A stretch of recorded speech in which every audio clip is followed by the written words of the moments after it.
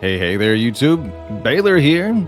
Today I want to talk about the Defect, third character in Slay the Spire. Defect is one of the most mechanically complicated, if not the most complicated, of the four characters in the Spire. And today I want to teach you how to tackle Act 4 and defeat the Corrupt Heart as this character. Definitely not an easy goal for those looking to take it on. The Corrupt Heart is a very challenging boss in Slay the Spire, and I think the Defect struggles perhaps most of all with this particular boss and the route required to get there. So what I'm going to be doing is diving into a run here on Ascension 5. Difficult, but not too difficult to help you get that first heart kill as the Defect. If you're looking for advice on how to win on the highest Ascension level, 820, then I highly recommend checking out the live stream linked up here below the video, where we try to tackle the Ascension 20 heart with all four characters almost every day. Without further ado, let's dive in here and talk about what makes this character so special. First of all, the Defect is blue, and I think that's just heckin' cool. Defect personally is my favorite character in the Spire. Just really like their special gimmick and mechanic. And that mechanic is Orbs. More on that in a moment. So, first thing that you should do in any run of Slay the Spire is open up the map here. At the very beginning, the whale will offer you some choices. Looks like we have a limited set of choices for this run, and I'm just fine with that. But before you make your choice, you should inspect the map and take a look at what waits you in the path ahead, as well as, most importantly of all, which boss are you facing at the end of the act, because that'll shape a lot of the decisions over the course of your run. In this run, it looks like we're facing the Slime Boss. Slime Boss is a sort of multi-enemy boss fight, an enemy that's going to split in half multiple times. And that's a fight that's going to require us to pick cards that are offensively oriented in nature, ideally ones that can hit multiple foes.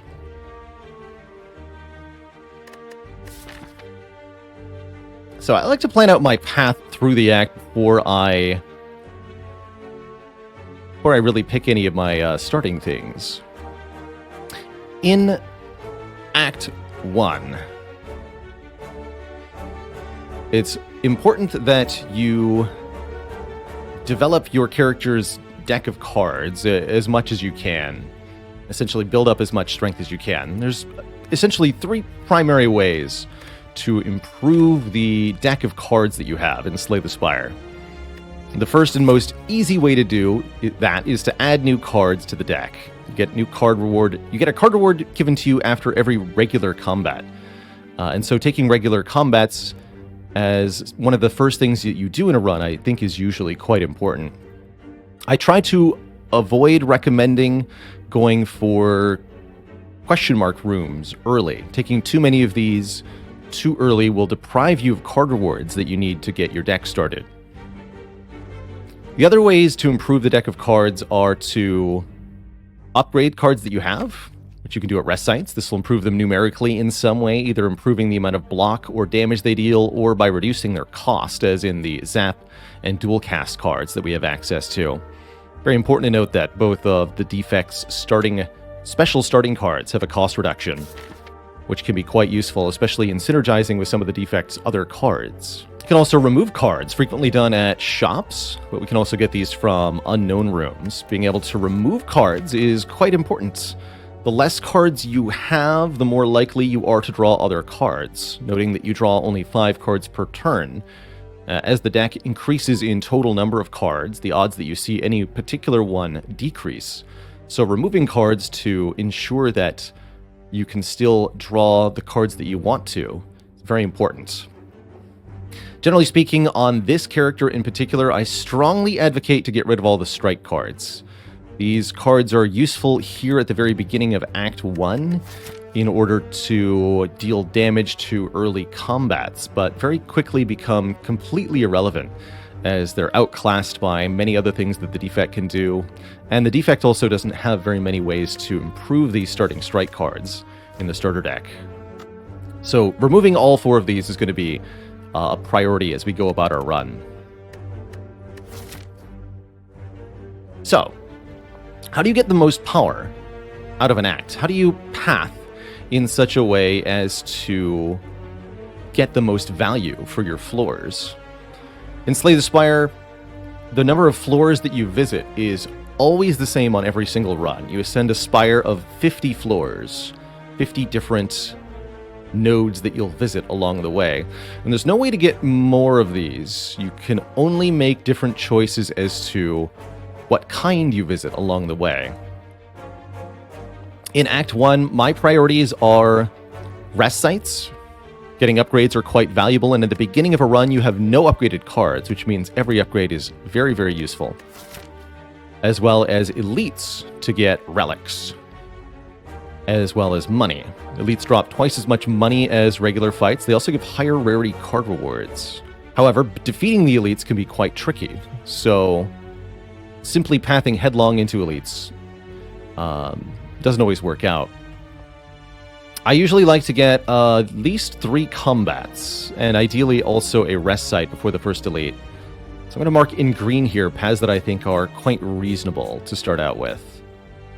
Note that this is an act where we pretty much have to fight an elite early on. Sometimes Spire does generate this for you, where there's no way to path through or around elites. You just have to fight them. So going through this shop is, that's not that reasonable, actually. We'll mark that one a different color. So here's the green paths. These are both reasonable. These hit a rest site before the first elite and get plenty of card rewards. I'm going to mark in red a more dangerous path. This elite is encountered before a rest site, and I think is a lot more dangerous, as well as fighting multiple elites in a row. I wouldn't recommend going this way, but it's a possibility if we felt strong. Could also similarly take this path and end up fighting this elite, possibly all 3 of these. But to do so would be bold. I don't recommend going along any of these paths that I've marked in red, because the risk is placed before the rewards. You'll lose a lot of health going into elites without upgrades or proper preparation. But at the same time, taking too few elites will leave us short in relics and rewards for the later game. Something I also value when I'm looking at a path in Act 1 is the ability to change where I'm headed. These paths branch at frequent times, allowing you to choose left or right, being able to either fight or not fight an elite, depending on whether you're prepared or not at the time, is something that can be very, very valuable. Something I like to call optionality in Slay the Spire. The ability to make a different choice as you've gotten a little bit further down the path. So looking at what I've drawn out so far, the path that has both the green path that has the most optionality is this one here. Because we can, at several points, decide to opt into fighting more elites, opt into a shop, or something else. So let's remove all these other paths that I'm not going to take off the map here, and leave us with the one that we do like, at least a little bit. It says it's on a collision course with that burning elite. More on that in a moment. But looks pretty good overall. Several early rest sites are going to help upgrade important starting cards. And we're going to have quite a bit of health to work with, thanks to our Nia bonus, which we can, I think, finally make a choice here, now that we've got a start. If you didn't make it to the boss on your previous run, you'll only get these 2 options. 1 hit point for your first 3 enemies, or 7 additional max health, a little bit more chonkitude. Taking the 1 hit point combats can be really, really worth it if you can make one of the first 3 fights an elite fight. There is actually a way to do this on the far left here, but it's a little bit unreliable. First unknown room is a 10% chance to be a fight, then 20, then 30. So it's only about a 50-50 chance that you would get to that elite and have it be at 1 health. And if it doesn't work out, you could end up in the bin pretty quick. So instead, I think it's much better to take a bit more max health. Max health is actually very, very useful, particularly on Defect, if you're looking to take on the heart in Act 4, because it gives you some more wiggle room in the late game. And is a very valuable resource here in Act 1. Generally speaking, I consider the Defect to be pretty good at the fights of Act 1. Here now in our first combat, I'll talk a little bit about the Orbs of Defect and what makes the Defect special. Defect starts every combat with 3 orb slots, so the only character that gets orb slots by default. And they have by default a zap card that creates a lightning orb, as well as a starting relic, the Cracked Core, which gives you a lightning orb at the start of combat. Orbs are very powerful passive effects. The orbs give you an effect every single turn for each one that you've got channeled. The lightning orb deals damage, 3 per turn for having a lightning orb, or 8 if it's evoked, which happens either when your orb slots are full and you try to create a new orb, or when you play an evoke card like Dual Cast, which evokes the orb twice. Dual casting a lightning orb deals 16 damage. This means that the Defect actually has quite good starting damage relative to the other characters. With 4 strikes, a dual cast, and a zap, the Defect can output almost as much damage as the Watcher can with her starting deck. And you can even get some serious improvements on that by upgrading the zap, the dual cast, or the strikes. That said, you generally don't want to be doing that. Upgrading your strikes as Defect, that is. You'd much rather remove them. Defect's high damage allows them to be pretty defensive in these early fights here. Number to keep in mind during your early fights is 28. That's the damage Defect deals with strike, dual cast on the lightning orb. Any enemy with less than 28 health can be killed in 1 easy turn. And that is your goal very often as the Defect, is use your orb damage to kill the enemies in the fight as quickly as you can. So, after each fight will be offered card rewards. Building a deck as Defect is quite a challenge. There's a whole bunch of different directions that this character can go in, and a whole host of different cards that you get offered to do that with. And you can kind of lump those into a few broad categories. Category 1, block cards. Cards that generate block immediately, especially.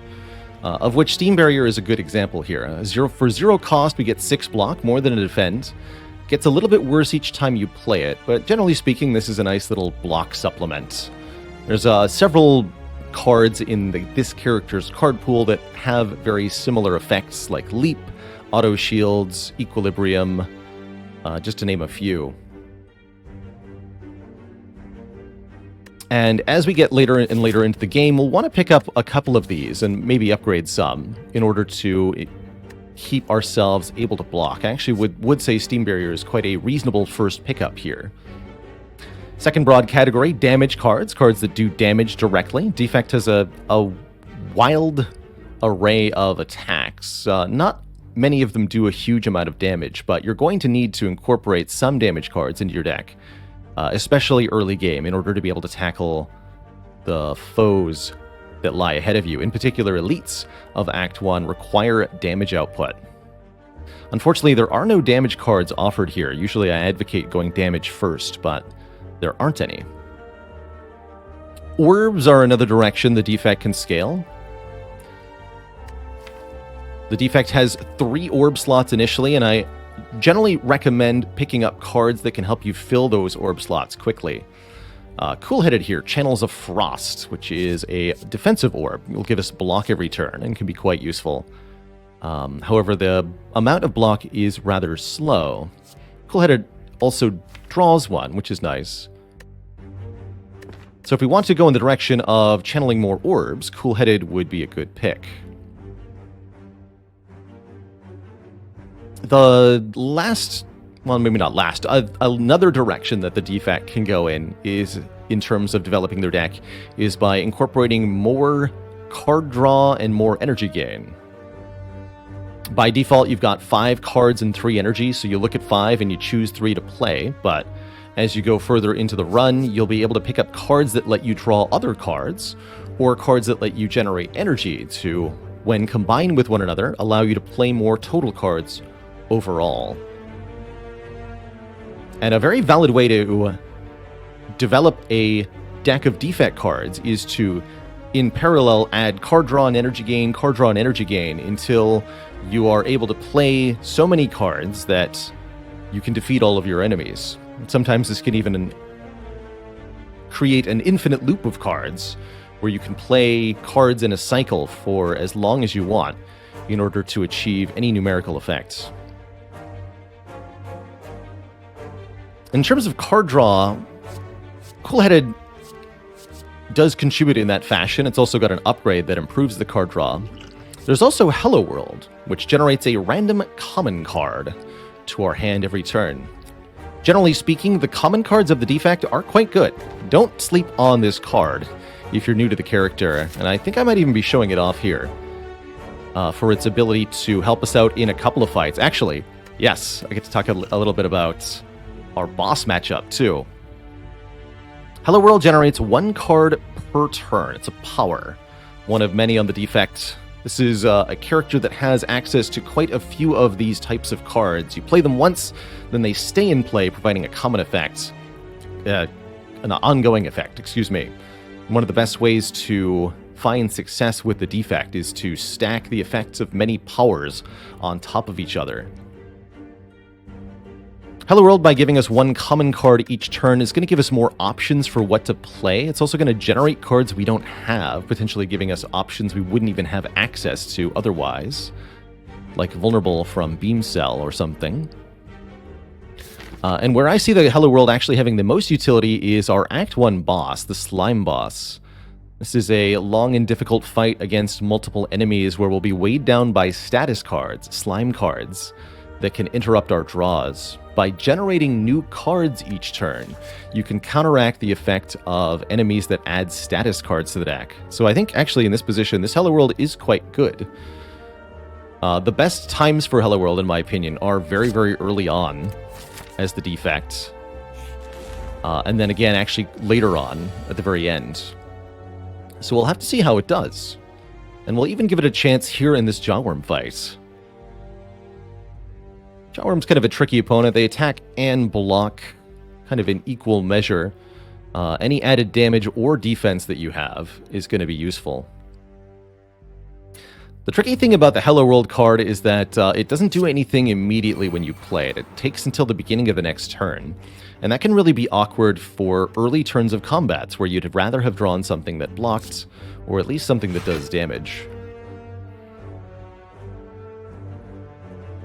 So, Strike deals 6 damage immediately, whereas Zap is going to do 3 per turn. As long as the fight lasts longer than 2 turns, Zap will be more total damage. Usually, I strongly advocate playing Zap over Strike when you have the choice between the two, in most fights. We immediately get a Claw card from the Hello World. Gives some bonus damage, very good.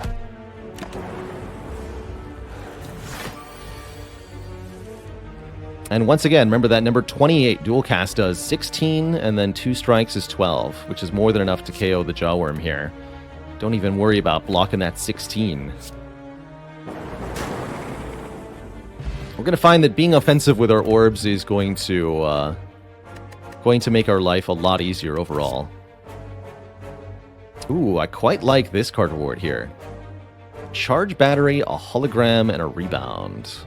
Charge Battery is another one of those good block cards I talked about last floor, whereas Hologram and Rebound belong to a category of cards I like to refer to as card manipulation on the Defect. And these cards are very, very useful.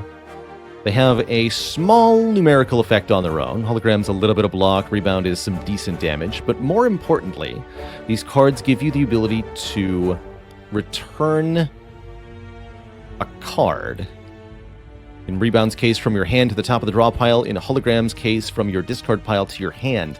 In either case, you're getting to play one of your better cards a second time, either by putting it into your hand and playing it immediately, or by preparing to draw it on a future turn. I am a very big fan of these in general. In here in the early game, we do want some damage. I did say we wanted damage as our first couple of card picks, and Rebound is definitely damage in addition to being card manipulation. So I would usually advocate for Rebound over Hologram here, although I wouldn't call you wrong for taking either of them. I think Charge Battery would be reasonable here too. If we had taken the Steam Barrier from the first card reward, I'd say that you should take the Rebound or the Hologram, never the Charge Battery. But it's definitely important that we get some damage built. So let's grab this Rebound. I think taking Rebound here sets us up to take a block card from potentially our next card reward. So we get an event. Curious what this will be. Events are quite variable in Act 1. This could be a heal. This could be a upgrade. This could be a card removal. It seems to be Ranwid, a cheery, disheveled fellow that we do not know. Ranwid asks for a trade. We can give something up in order to gain a relic, be it a potion, money, or our Hello World card. Or we can attack him, which just sends him away.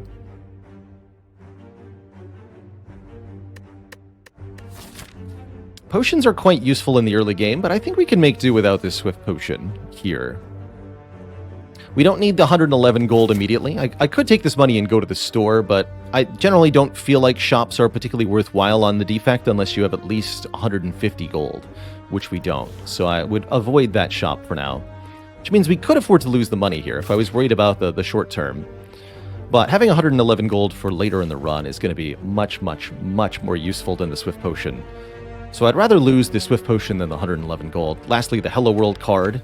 We did just pick that up, and I think it's useful. We could make do without it, but I really want to show off what it can do. So we're going to lose the Swift Potion and get a relic. Ranwid gives us a Preserved Insect. The first of hopefully many, many relics this run. That means our elite rooms are going to have less health, and that already sets us up quite well to tackle the first elite that we're facing. It's a good start from Ranwid, I would say. Definitely don't miss opportunities to pick up relics if you're looking to slay the heart. One of the most reliable ways, in my opinion, to tackle the heart and Act 4 is to accumulate many, many relics. A whole bar all the way across the top of the screen is the best way to do it. Got 2 lice. Lice are nice. 2 lice attacking us for 7 and 6 respectively. There's a couple different things we can do here. So when you strike a louse, it gains curl up block. These lice don't have very much curl up, only 3 thanks to our low Ascension level, meaning we can kill them with strike and rebound. Well, we can kill the back one with strike and rebound, because it would take either 9 or 6, gain 3 block, and then the second attack kills it, whereas this one would live on 1. And then I could play 1 defend and we would take 2 damage. Another option, I could play 1 attack and both are to block cards. We would take 3 damage, right? Block for 10. We're being attacked for 13, so we lose 3 health. Last option, play the Dual Cast. Dual Cast evokes the orb twice, hitting for 8. A lightning orb damage is not attack damage. Very important to note. Orbs are not attacks. And so this will not activate the curl up of the lice. There's a 50% chance that this orb outright kills, that the dual cast outright kills, because it hits randomly twice. So it's a 50-50 that it hits front or back, and then a 50-50 again that it hits front or back. That ultimately adds up to a 50% chance that it hits the same one twice. And no matter what, the front one's going to get hit. If the back one didn't outright die, which means the worst case scenario is that I can then rebound and defend and take 1. And the best case scenario is that I can defend twice and take 0. So playing dual cast here is the best line for this fight, because now I can rebound defend. Or defend rebound if I don't want to put the defend on top. And I think that's the case. Actually, wait, what am I talking about? Excuse me, hold on. No, we don't do that. We hit them both with an attack. What am I talking about? Excuse me. Got a little confused there.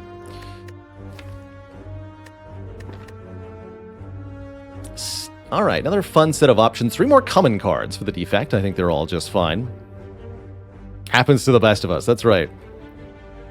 So, stack gives us block based on the number of cards in our discard pile. Stack is rather curious here. This is an awkward card in the early game. Note that if your discard pile has 0 cards, then stack blocks for 0. But the more cards, the better the block. Hologram lets us fetch something from the discard pile. We saw that again. Or Compile Driver. Deal a bit of damage and draw 1 card for each unique orbs. That's different type of orb. If you've got 3 lightning orbs, it draws 1. If you have 1 lightning orb and 1 frost orb, it draws 2. If you have 1 lightning, 1 frost, 1 dark, you draw 3.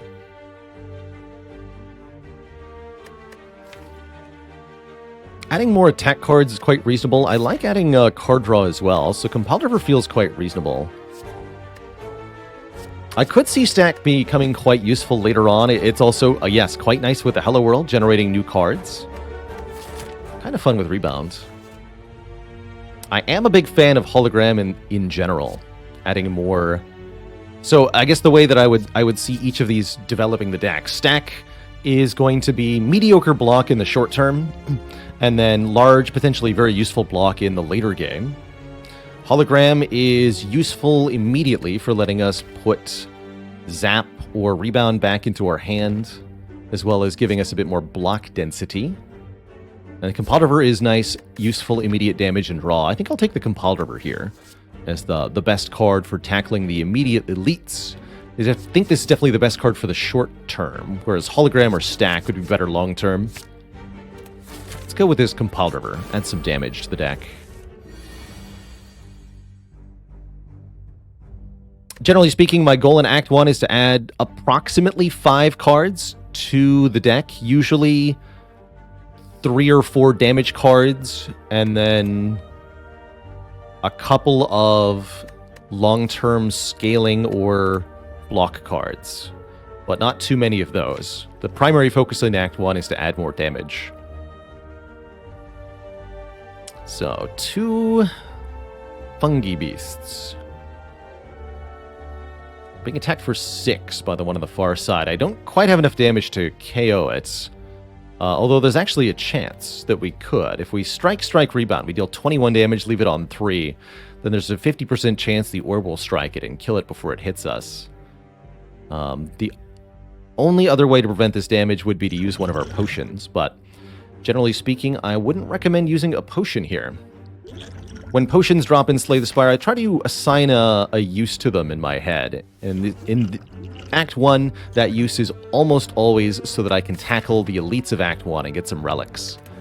I strongly value having potions going into the elite fights over a few more hit points. And 6 is definitely not enough hit points for me to consider spending a potion on. Usually I'm looking at about 10 to 15.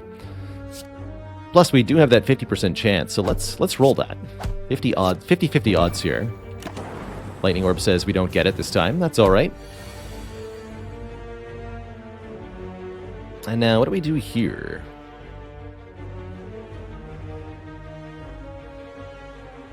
When you kill a fungi beast, you become vulnerable.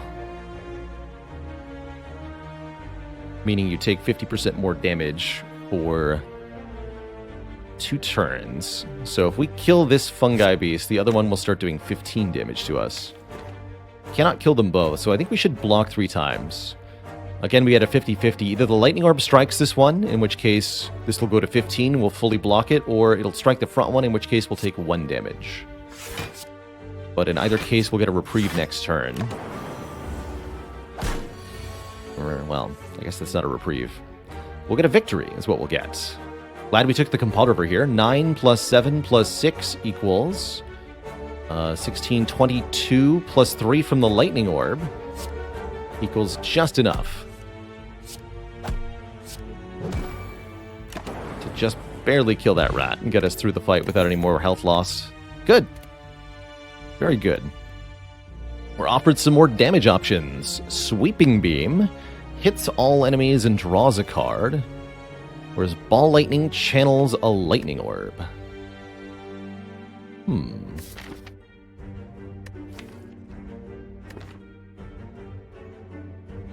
Normally, I would advocate for Ball Lightning here. Ball Lightning is very good early game, no-nonsense damage. Nice attack damage to a target of your choice, and the channeled lightning is good.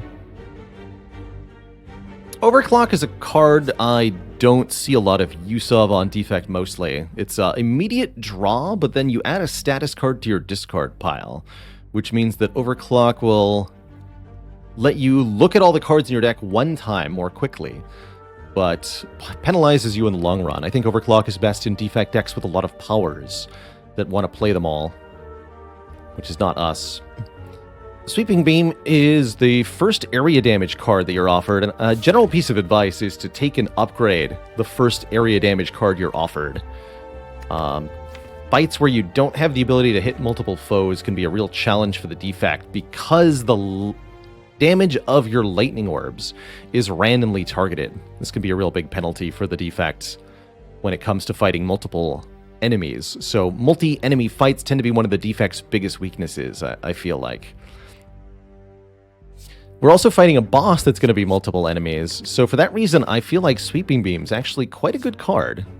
Its damage is underwhelming, but if you upgrade Sweeping Beam, and you really ought to if you take one, it's not too bad. Sweeping Beam, when combined with a bit of card manipulation especially, can do a really good job at dispatching troublesome foes. So that's what I'm going to do here, is pick up this Sweeping Beam so that we have an area damage option. And we're going to make it our first upgrade as we go forth. We're definitely well set here to take on this elite with the Sweeping Beam upgrade, and then the next elite afterwards, perhaps with Zap upgraded. Or we'll maybe consider upgrading something else, depending on what we get from the first elite. But I think that Sweeping Beam will serve us not just well here, but also into Act 2. And potentially quite well alongside the Rebound. More on that later. Alright, so who will our first opponent be? When you fight an elite, there's always 3 possibilities, no matter which act you're in, as to what exactly it is that you'll face there. This is the Lagavulin, a sleepy egg that will stay asleep for up to 3 turns until awakened. After being awakened, it's a pretty vicious fight. They do 20 damage per turn, and will occasionally debuff us, slowing our strength and dexterity. I find that this opponent is usually a pretty good matchup for the Defect, because the Defect can take advantage of those sleep turns to put orbs and powers in play. That's what we're going to do here, is just skip our first turn and try to get Hello World and Zap into play. Then on turn 3, we'll wake up the egg.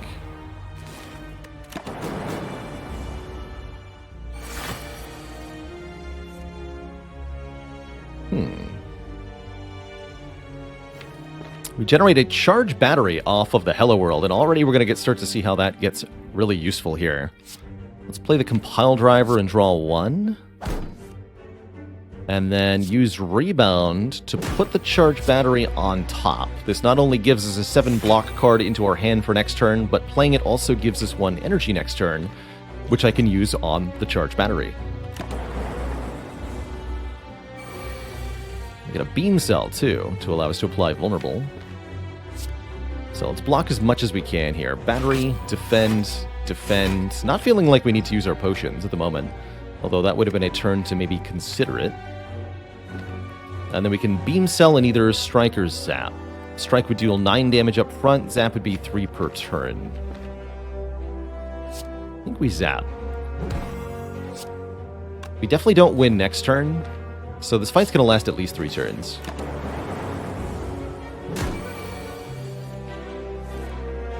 And we managed to redraw the charge battery again, so we can again block for 17. Sweeping Beam does more damage than the Compile Drivers, so let's go Beam, and then block. We should be able to win the fight by KOing the Lagavulin before it attacks us again. As on this turn, we get to do some stuff. Let's rebound that dual cast. KO the egg. Ended up taking only 6 damage to the Lagavulin. Hello World very usefully generating a charge battery. And we even actually gain health after picking up 7 max health with the Strawberry. Really like having lots of max health on the Defect. Makes me quite confident going into the late game. Especially that I'll be able to tank a hit from a boss if I need to. Our first energy generating card is being offered to us here. Turbo makes 2 energy immediately and puts a void into the discard pile. I really like Turbo when you've got card draw. And I would classify Hello World, Compile River, and Sweeping Beam all as card draw. So Turbo is quite exceptional. There's also fan favorite Claw. This is a card you can make a deck around. A self-synergistic card that increases the damage of all other claws and itself when played. Pretty fun card. Quick pro tip, if you want to make Claw work, recommend Claw plus Frost Orbs plus card draw. Ideally, Claw Cool-Headed or Claw Skim Glacier. Works really well. What about a Ball Lightning? Do we want a Ball Lightning here? I think personally we want this Turbo. Generally speaking, the energy generating cards for me aren't that useful until you've got a little bit of card draw. But once you can draw a couple of extra cards, doesn't have to be much, and we have enough at this point, then creating energy can be very good indeed. I'm going to grab this Turbo, and we might see as we proceed that we're able to incorporate more card draw, more energy gain, and use that to just play more and more and more cards each turn as a way to win. What's our second upgrade going to be? Now that I have Turbo, I'm a little bit less motivated to upgrade my Zap card. So our most notable upgrades would be, we can get an energy reduction on Zap, energy reduction on Dual Cast, we can increase the energy generation on the Turbo, or we can improve the damage of Rebound or Compile River. I rarely recommend upgrading your starting defends or strikes. You ideally want to remove them instead. Zap upgrade is often my go-to if I don't have my orb generation maxed out yet. I do tend to enjoy upgrading Turbo whenever I get one.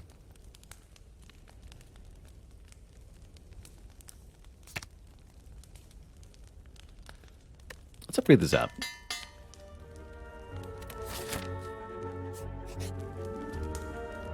You always get a relic in the middle of the act. This is the first time you'll be offered your blue key here. If you're looking to beat the heart, and since you're watching this video, I'm hoping that you are, then you'll need to acquire 3 keys along your journey. Now, let's go in the very upper left of the screen here. You get 1, the blue key, from skipping a relic that you see in a chest. You have to take the key instead of the relic, so choose very carefully. A second is acquired by facing an elite with a burning aura on the map. That's our next floor here, this thing. That'll be the green key. And lastly, the red key comes from opting not to upgrade a card at a rest site, instead taking the recall action. Probably won't be doing that in Act 1. Happy Flower is one of the better common relics, in my opinion. Every 3 turns, we get 1 energy. This is a relic that has a counter on it that persists between combats, meaning that the turn you end combat on can make a difference for your next fight because of the way that the relic works. I think we'll be taking this Happy Flower. A little bit of extra energy goes a long way. This character, the Defect, really thrives on having a ton of energy to spend, so I think picking up more ways to get energy can really be a good idea. Our second elite here is the Gremlin Knob. Reduced in health by 21 thanks to the Preserved Insect here. Gremlin Knob is a pretty difficult opponent for the Defect especially. Turn 1, the Gremlin Knob enrages, and after that, every time you play a skill, the Gremlin Knob will gain strength and attack you for more, which is a real problem because most of your orb cards are going to be skills. We've drawn really luckily on turn 1 here. I like what we can do.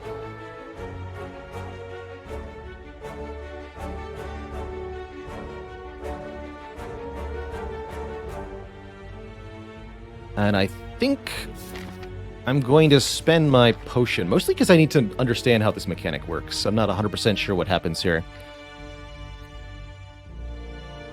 So, using Rebound, we can put our next card plate on top. We want to put our most damaging card back on top. Let's put the Sweeping Beam on top. And let's additionally duplicate it with this Duplication Potion. This will draw 2, and should put the Sweeping Beam on top. I'm not 100% sure if this is going to draw the Sweeping Beam itself. I kind of need to know. Does this draw a Sweeping Beam? It does! Oh, that's so cool. So we can Sweeping Beam a third time.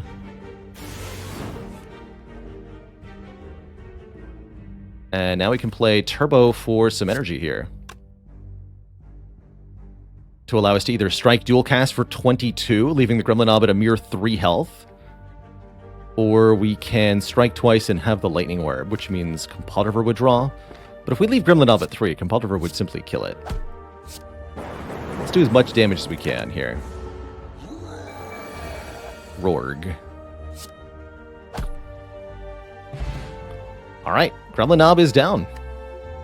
Managed to perfectly defeat that elite thanks to the reduced health of the Preserved Insect. And hopefully that shows off why focusing on damage cards in the early game will help you with the elite fights. If you've ever struggled with Gremlin Knob, I'm sure that was pretty satisfying to watch. Get a Smiling Mask. This is a very nice relic on the Defect. It's going to make card removals at stores cheaper. 50 gold always. And that's going to incentivize us to visit multiple stores. We also get our green key and a card reward containing Genetic Algorithm, Bias Cognition, and Barrage. How curious.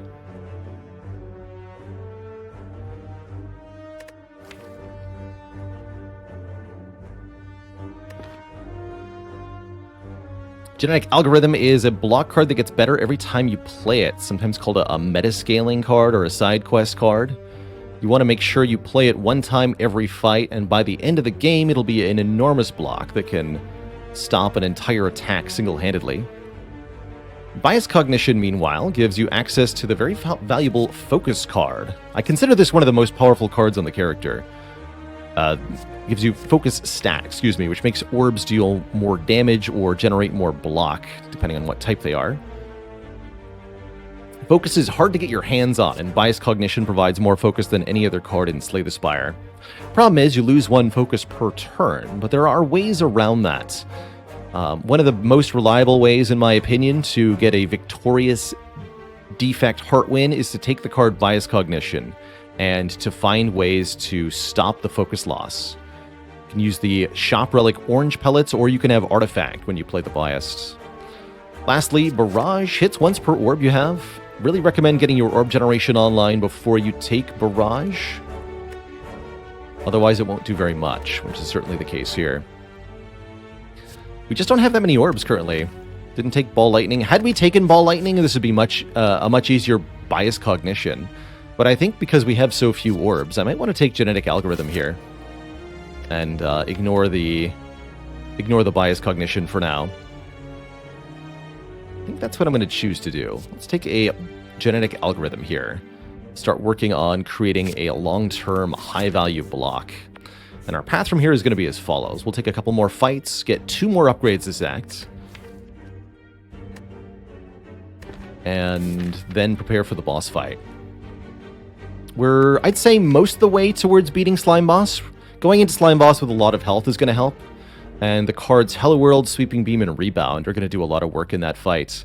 But I think we need a little bit more something to win. And even if that's just a potion, we'll sort it out.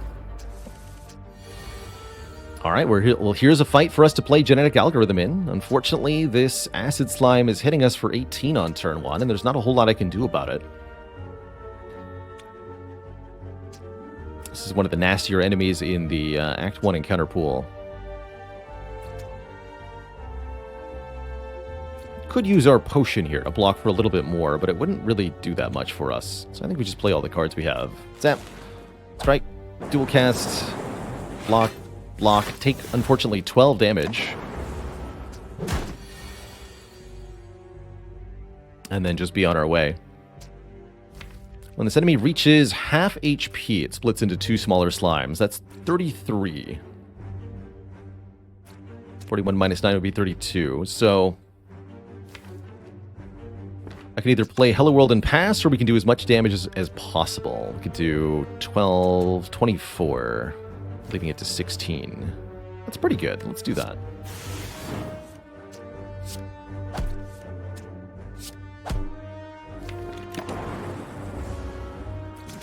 will result with 2 smaller slimes. Ouch. Didn't go the way I wanted it to. I was hoping one of the 2 would not be attacking us. Well, this is definitely a risk when slimes split, that the resulting ones will be very aggro. We can either rely on the Lightning Orb 50-50 to get us out of this. If we Rebound Strike, it'll have 1 health. Or we can use the Upgrade Potion to guaranteed kill one and not take any damage.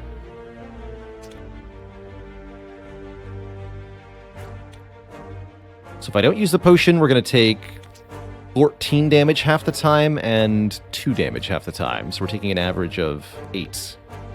This is potion saves on average 8 health here. I think I'd rather use it in the slime boss fight. Come on, 50-50. One time. Thank you. Just gotta trust the Lightning Orb switch chat.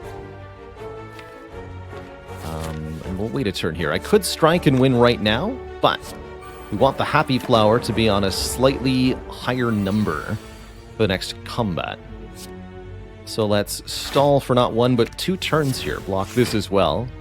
Avoid, again, deliberately winning on this turn so that Happy Flower goes to 2. And now, when we go into the next combat, we'll get energy on turn 1 via the Happy Flower. Streamline's a card we haven't seen yet. Gets cheaper every time you play it.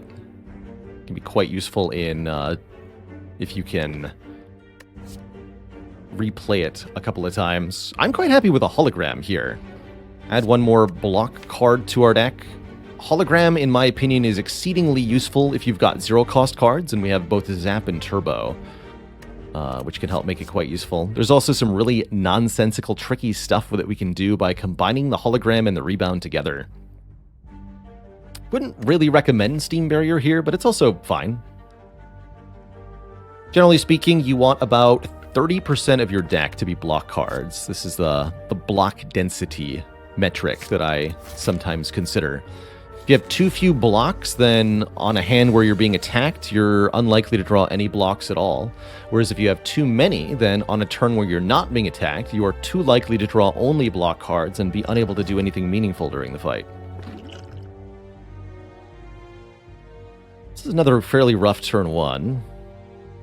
Not much we can do other than block for a bit and strike twice. There's nothing for Hologram to fetch, as the algorithm is exhausted when played.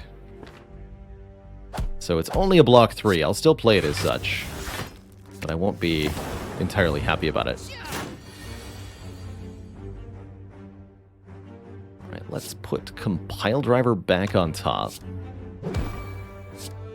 Draw 1. Okay. We'll play the turbos so that I can block fully here, and we should be able to finish this opponent off next turn. Now that we're vulnerable, they do a lot more damage, but Dual Cast kills them easily, and our Happy Flower is on too. Can't ask for much better than that. This is definitely a fight where having too many block cards can really punish you. The Red Slaver. Good news is we're still on fairly high health here. Offered Go for the Eyes, Claw, Turbo.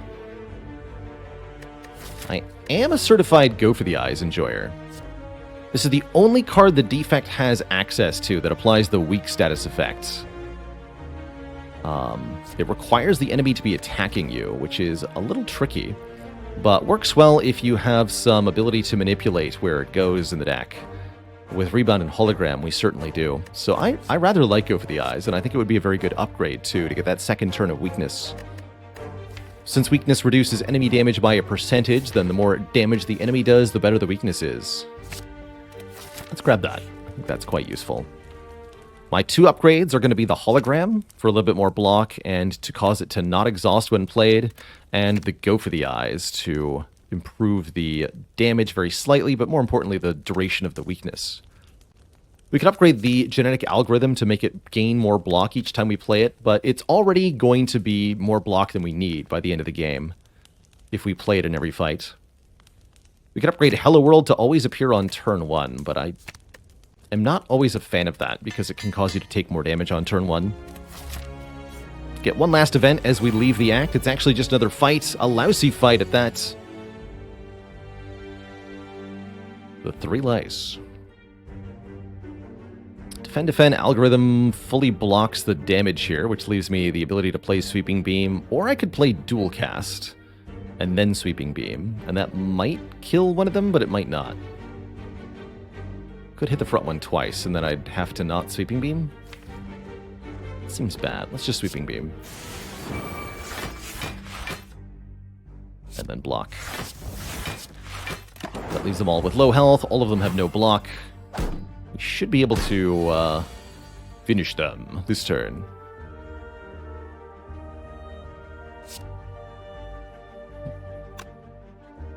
So, an example of hot nonsense that we can do with the deck, thanks to Rebound and Hologram. Sweeping Beam is in the discard pile and draws 1. Rebound is in my hand. I can Hologram the Sweeping Beam and Rebound it, which lets me play it once this turn, once next turn. But is there a way to play it 2 times this turn? Check this out. Rebound to put Hologram on top of the deck while fetching the Sweeping Beam. Sweeping Beam draws a card. That card is Hologram. Hologram can then return Sweeping Beam to the hand, and we can play it again. Now. Plays like that are only available with multiple card manipulation cards, and they can be really, really powerful for us under a variety of contexts. I think we need more card draw in this deck, now that we have another zero-cost card, and I think we also want Orb Generation, and I think that Cool-Headed is a perfect fusion of those things. It's channel a Frost Orb and draw a card, which gives us a little bit more utility. It also gives us a different orb type for Compile Driver, so the Compile Driver is going to draw more, which means this Cool-Headed is even more than 1 card draw. That's perfect. Okay, so when you reach the Fire Before Your Act 1 boss, it's time to stop and think a little bit. Big question for me is always, do I rest or upgrade? Don't usually recommend recalling until the later game. This gives you the red key that you need for Act 4, but no immediate benefit. And in Slay the Spire, you're very much playing a game where you need to be considering immediate benefits over most other considerations. What choice lets you get past the next obstacle while also giving you advantages for the later game?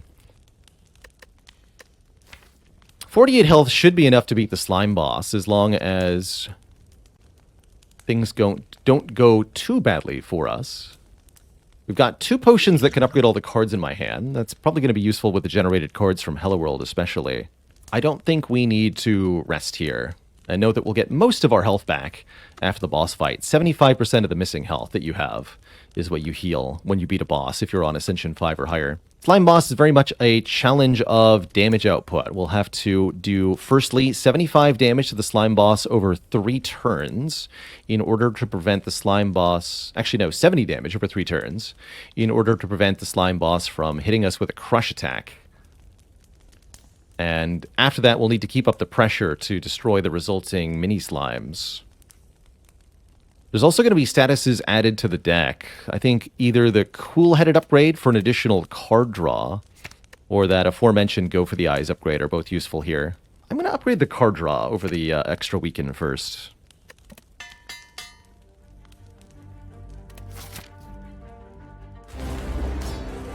And yes, I think it is worth bringing up the Bestiary mod for Slime Boss. So, this boss here, you can bring up its AI using a mod called Bestiary. Mod available on the Steam Workshop here. It shows all the different attacks that an opponent can do. And Slime Boss is one of the slower bosses in that they don't threaten the player immediately, but when they do, hoo boy, it's big. On turn 1, this debuff attack, it's going to add 3 slime to my discard pile. Annoying, but not that troublesome. Next turn, they're going to do outright nothing. But the turn after that, 38 damage. And the only way to prevent that 38 damage is to deal enough damage ourselves to the slime boss. Wouldn't call this a very good turn 1. We've drawn 3 of our defends. And rebound alongside nothing that I want to rebound. I don't want to put a strike back on top, although I could. It's only going to put us 1 card further away from our Zap, our Compile Driver, and our Sweeping Beam, and our Hello World, the actually important stuff. So I'm going to play Strike and then Rebound. This puts nothing back on top of the deck.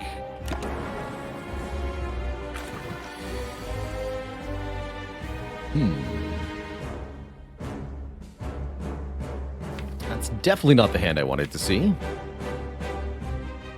Gonna be reliant on next hand being good. This turn I can, what?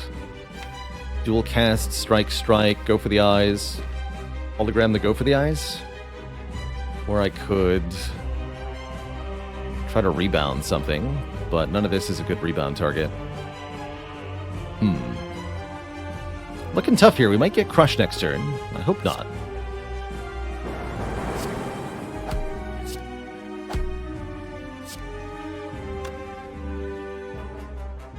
And something we could have done instead of striking is, rebound the go for the eyes so that we could weaken Slime Boss next turn.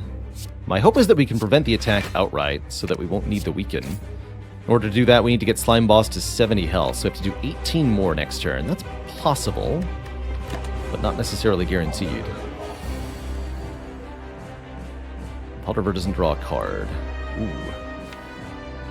Nope, we're gonna get crushed, unfortunately.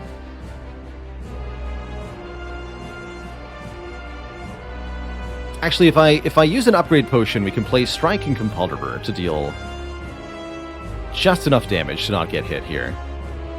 That's going to result in the Slime Boss splitting in two with a very high amount of health, which is less than desirable. However,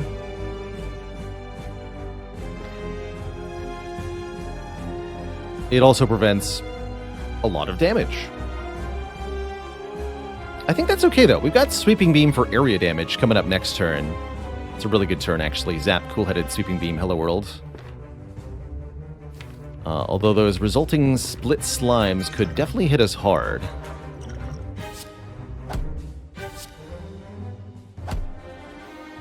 It's going to be my choice. I'm going to play the algorithm, too, so we don't draw it again. So, what happens this turn? 112, and one attack for Rail. Got lucky here that they didn't do larger attacks. Definitely going to start out with the Sweeping Beam. Or do I Cool-Headed first?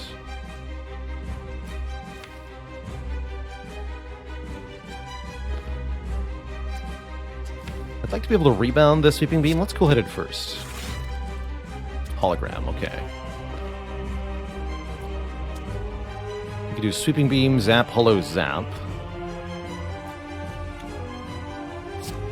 Seems kind of bad to not play Hello World, though. Let's see. I think we can find maybe Turbo. Rebounds here now.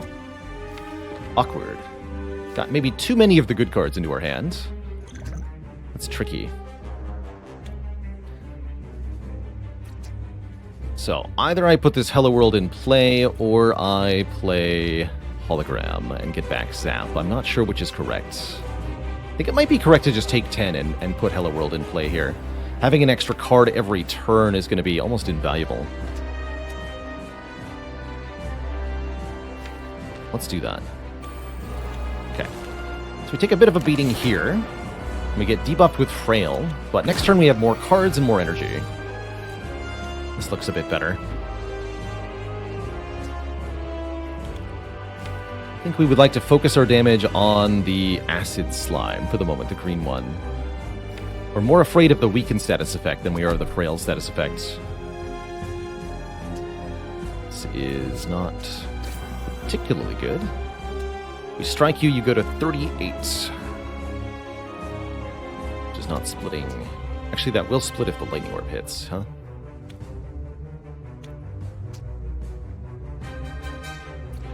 Tricky, tricky. Next turn's looking like it might be particularly problematic. Hello World's gonna have to save us here. I'm gonna play Turbo so that I can play both Defends, both Slimes, to get rid of them, and Strike as well. We don't want to strike this one, because if both the Lightning and the Strike hit, we'll get 2 35 health green Slimes. I don't want that, so I'm gonna strike the front one. Take 5 more. And heck yeah, we got a Sweeping Beam. Sweet. Sweeting Beam. Perfect. That's going to let us deal more damage to both of them.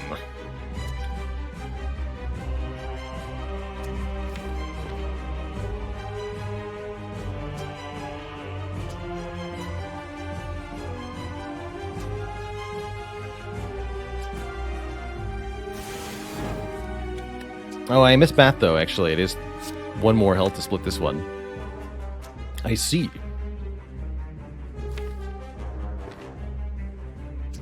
So, can reduce this to 13. What do I take here? 11? Or do I block? Problem is, now it could be split by the Lightning Orb. This could be dual cast, go for the Eyes Strike. Seems a bit awkward. This would be a good time for the other upgrade potion, actually. That'd make the dual cast free. That way I could block with the Frost Orb, the Go for the Eyes, and strike this Acid Slime twice properly. Let's do that. Anything to get us out of this fight intact. Slime boss is very tricky. Very tricky fight. Yeah, I knew it.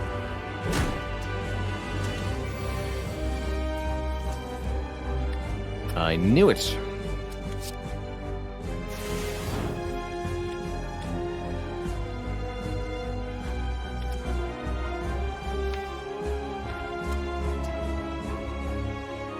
I have one too many hit points. I think we block? Odds are a little too high. We don't kill it with the lightning here. Let's block. Ugh, that's bad.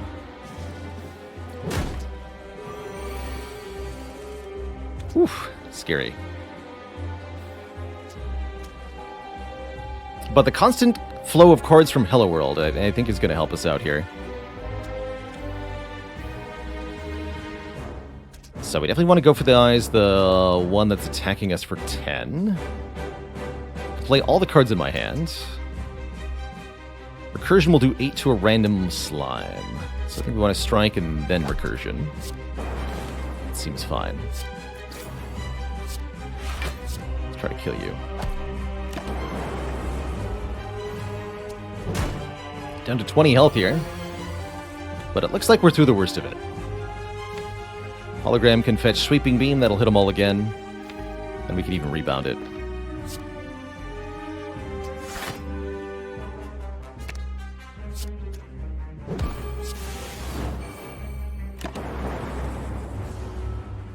I think we've made it to safety.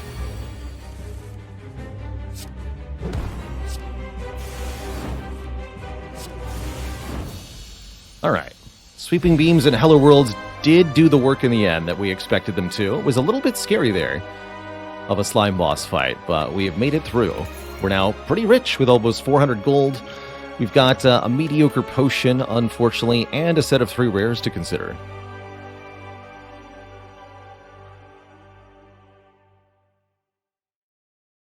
Option A, Thunderstrike. This deals damage based on every lightning orb that we've channeled so far. We only channel one with the starting orb and the zap. So this is going to be pretty low damage for a lot of energy. Not very worth it. Multicast evokes our front orb X times, 1 per energy we spend on this card. As an X cost card, Multicast can be a very interesting energy sink, a good way to spend lots of energy, but it is... this is the beta art, by the way. I'm particularly fond of it.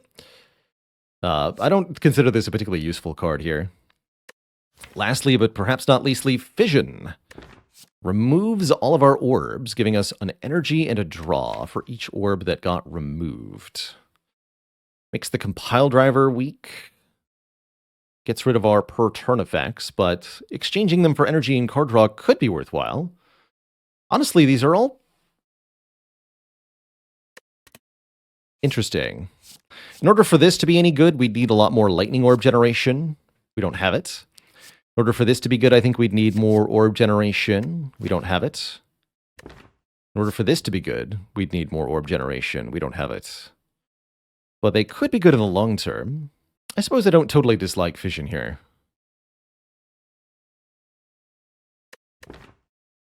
Let's give it a go. Trading your orbs away for immediate gain can be useful in a wide variety of situations. I don't think this has a lot of use right now, but if we pick up some more Cool-Headeds or other orb-generating cards, it'll work out a lot better. And we're offered an interesting set of options here from our Act 1 boss. Option A, the Runic Pyramid, causes us to no longer discard cards at the end of our turn.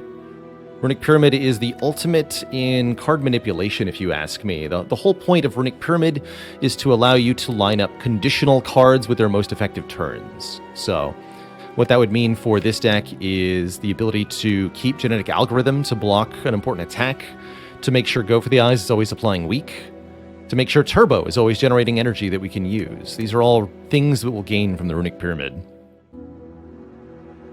Sozu would give us more energy per turn, but has a downside. Most boss relics that give you energy every turn will have a downside of some sort. This one prevents us from gaining potions, which is a pretty nasty downside in my opinion. Potions are very, very useful, especially when it comes to tackling Act 4, especially on the Defect. So we'd have extra energy that we don't even always have the ability to use because we already have a Turbo in exchange for a downside. I think this would be a bit crippling to us, and I wouldn't advocate this very strongly. Lastly, Pandora's Box lets us transform all of our strike and defend cards. The Pandora's Box is very strong, generally speaking. One of the better boss relics, in my opinion. This would turn all of our starter stuff into new things, which is, well, it's certainly random. You have a equal odd of any other card from the characters, so there's really no way to know what you're going to get with transforms, but the odds are you'll get a couple of rare cards, and that can be quite useful. Usually with Pandora's Box, you get some good and some bad, and then you want to upgrade the good and remove the bad in order to leave yourself with some really good cards. Don't think I want to take the Pandora's Box here because it's going to kind of give us a deck rather than have me show you how to build a deck. But I do think it's a very, very good option here, and very good on the Defect in general. I would recommend either Pandora's Box or Runic Pyramid from this position. I think we'll be taking the Runic Pyramid. Pyramid's going to give us a lot of reliability on this run.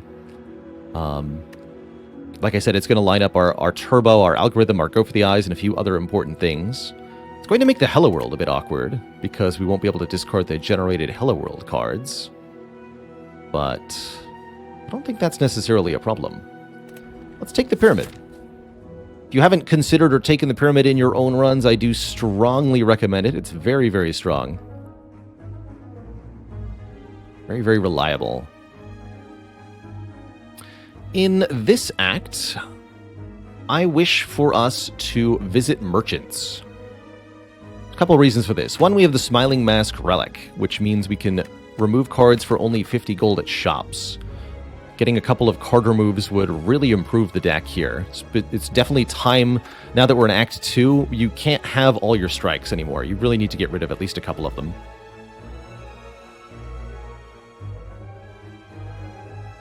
And secondly, we'd like to continue to amass relics and upgrades. So what path lets me get the most of the both of those? Is the question.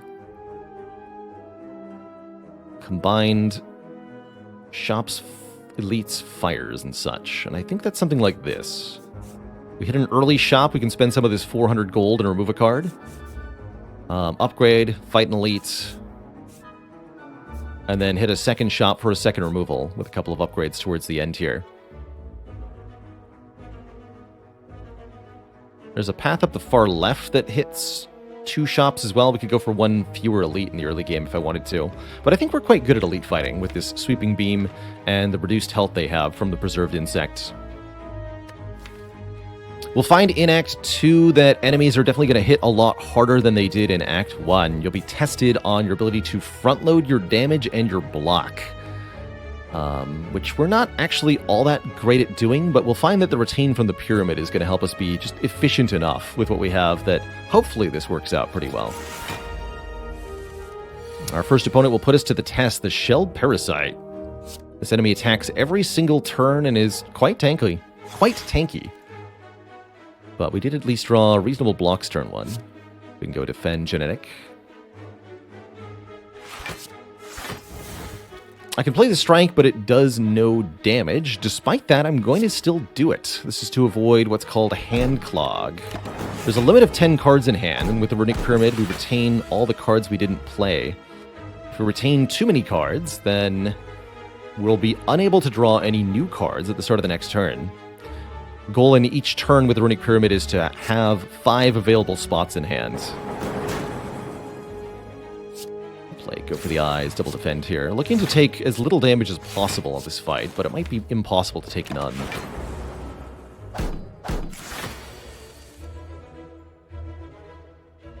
Let's see, I can draw cards with Fission.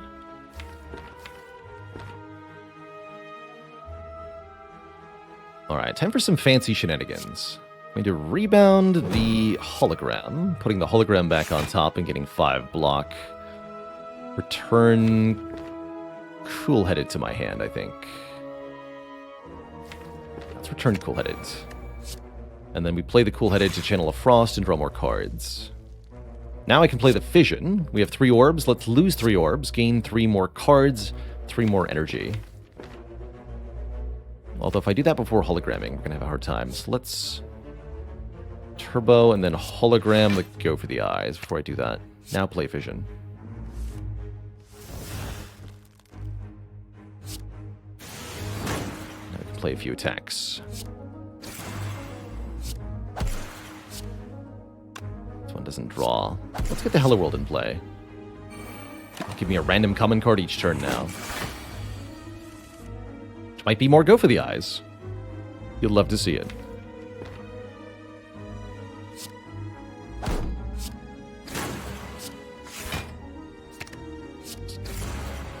Keep clawing. It'll work quite well. So slow and steady here. Just incrementally advantaging ourselves over our opponent on each turn.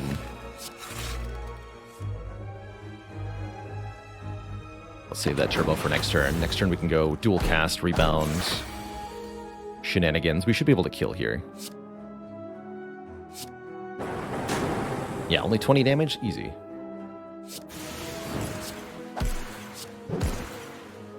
Okay. So that was our first fight. We actually didn't take very much damage at all. We get offered a second Hello World. That's cute. If I didn't have the Runic Pyramid, I might actually consider 2 Hello Worlds, but we certainly don't want to, because the hand clog will become too real. Sweeping Beam and Barrage both could deal damage. Generally speaking, once you've got a few upgraded attacks, / you're in Act 2, I don't recommend taking more unupgraded common cards, period. You'll be offered many upgraded cards in later acts, so being a bit more judicious with your card picks will pay off. Less is more when it comes to cards in deck a lot of the time in Slay the Spire. Less cards you can have in the deck, the more consistent you're going to be. Got anything for me, friend? Maybe some coin. This Vagrant will trade us a relic for 85 gold or for a curse. We could remove that curse in the near future, but you only get so many card removes, so every curse we remove is a strike we're not removing. I'd rather pay the money for the relic, which ends up being a Shuriken, and then also remove a strike here. Shuriken is quite powerful, and I think is going to shape our method of scaling as we go here. If we play 3 attacks in 1 turn, we now gain a point of strength. And we're actually quite capable of doing that on most turns.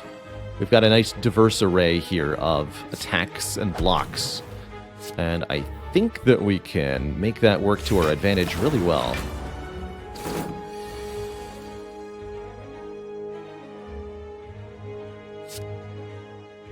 Put the zap on top. It's free after all. 3 strikes, gain a strength. Even if we're just gaining 1 strength per turn, we'll find that we can dish out a ton of damage to most of our opponents before they really even know what's happening.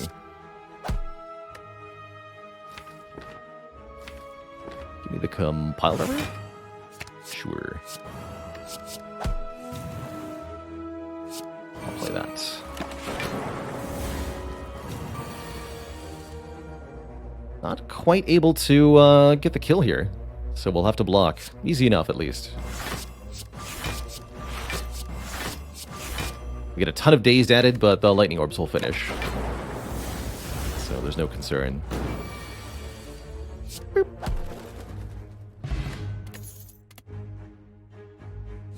Elite Plus is pretty dense block. Actually like that quite a bit. Fighting the Collector as our act boss. That's important to note. Gonna need some area damage for that. I actually rather like Leap here. 12 block for 1 energy. It's no nonsense. It's a very efficient card, and the fact that it's upgraded for free means it's worth at least considering here.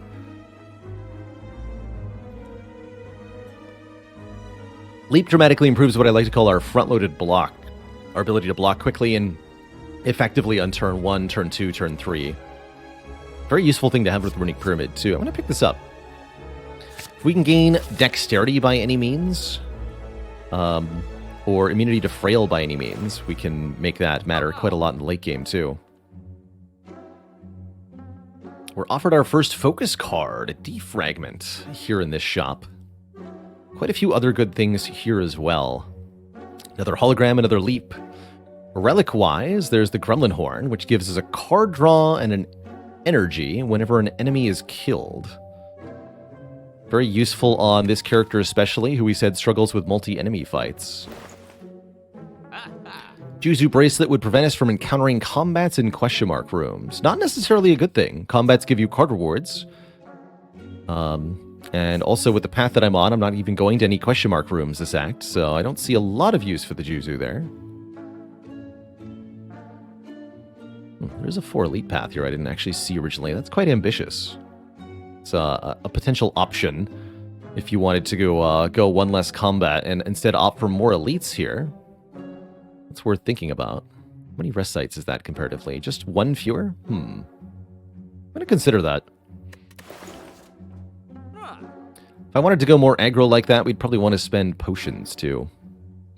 The Clockwork Souvenir here gives us an artifact, blocking the first debuff we would get each combat. And there's a large number of uses for that. Very notably, the Corrupt Heart in Act 4 inflicts vulnerable that can be blocked with this. Regardless of what else we're doing, I think we want to buy a card removal here to remove one of our strike cards, or actually maybe one of our defends. Now that we have the Shuriken, the strikes are a little bit better. I don't think better enough. Let's remove 1 strike. So the question in my mind is, do I take the Gremlin Horn and go for 4 elites this act, or do I continue left and take the Souvenir? With the Preserved Insect to make the elites have less health, fighting a bunch of elites in a row is actually very reasonable.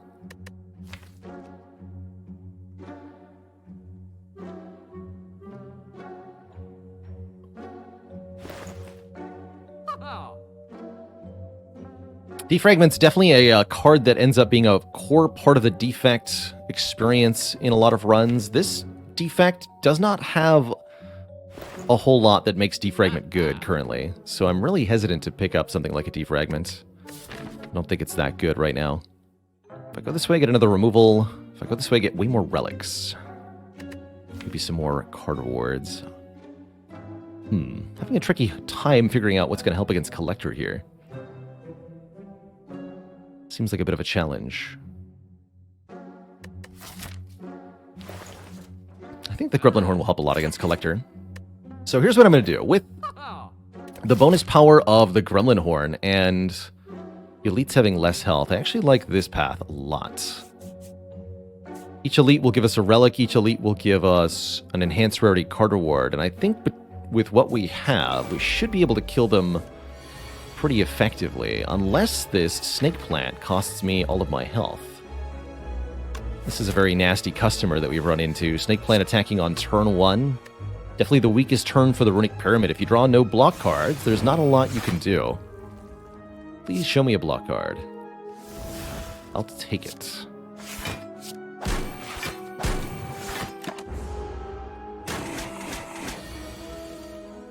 Okay, and at least this turn's much better. We got that leap so that we can counteract this pretty difficult turn. Let's go cool-headed, leap, zap, defend, hologram, get back the zap. Block for 24. Snake plant never attacks 3 times in a row, so we're going to get debuffed instead this turn, which gives us an opportunity to deal some damage ourselves now. Go forth and strike them. I think I care much for Hello World at the moment.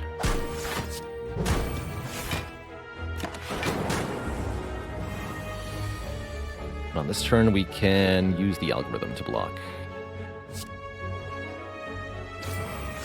I'd like to set up a kill for next turn if possible. That's 18 block, 18 damage.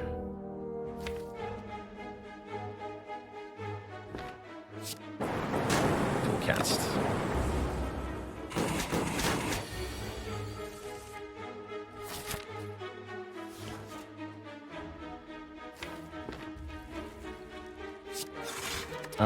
And with the Happy Flower, I'd like that to be on a higher number, actually. Let's just wait one more turn here.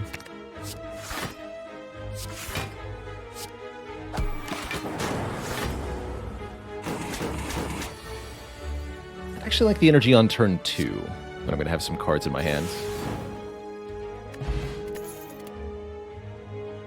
Heat sinks with an upgrade. Whenever you play a power card, draw 2. Curious.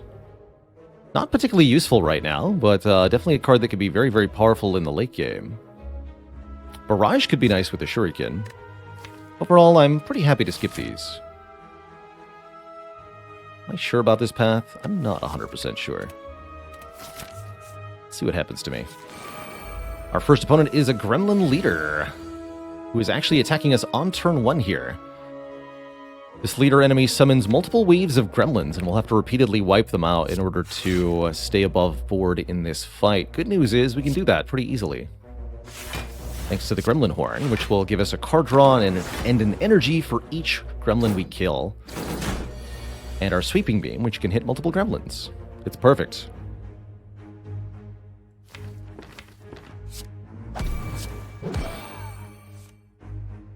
Put the hologram back on top. Give me the rebound. Strike you. Put Hello World in play.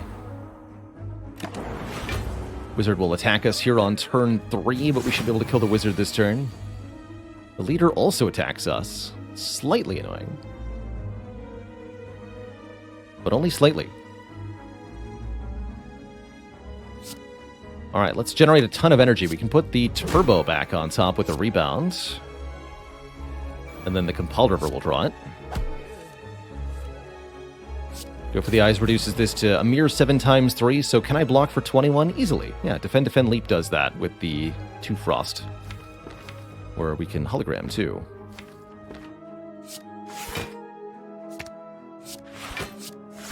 So that I can rebound the Zap.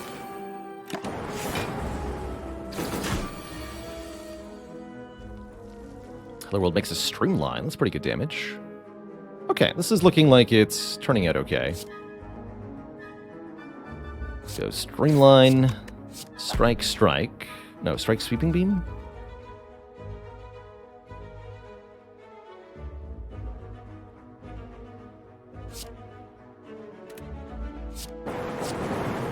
Don't want to use the Sweeping Beam yet, because I want it to kill the gremlins next turn. Good. The Double Beam.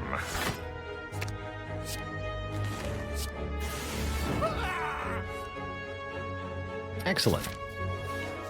Alright, and then let's wait one more turn for the Happy Flower, just like last time. Turn 2 energy. Okay, so our first elite fight went really, really well. It didn't have to go like that, but we lucked out. And we lucked out also with the relic we got. A Symbiotic Virus is going to give us a Dark Orb that we get at the beginning of each combat. It's going to help us deal damage more quickly. If we evoke it, it also makes the Compelled River and the Fission better immediately, which is quite nice. Good reason to take a second copy of Compile Driver. You could also consider a Melter or a Claw Plus. I think I want another Compile Driver here. I think it's also time we upgraded the Turbo for more energy if I have 2 Compile Drivers. So we're going to want to use that Turbo time and time again. We could also consider upgrading Fission to make it evoke the orbs instead of removing them. It's also decent.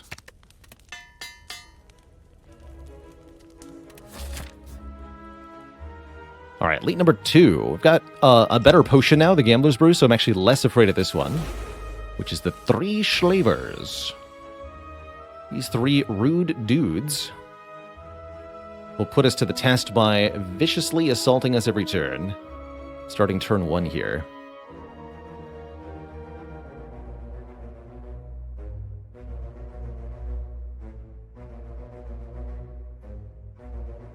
This is the fight the Gambler's Brew could help a lot in. Not thrilled with his opening hand, exactly. There's not a lot I can do. I think I'm just going to play Zap, Defend, go for the eyes, and take 15 here. I'm worried about that next elite fight. We'll see. My hope is that I can evoke the Dark Orb this turn, but that might require the Gambler's Brew. Thankfully not.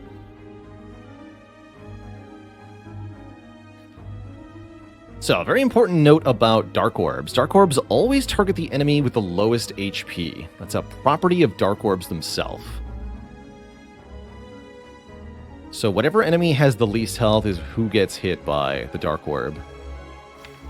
Our first play should then be cool-headed. Put that Dark Orb in front. Currently, the Dark Orb would target the Blue Slaver, because the Blue Slaver has the least health.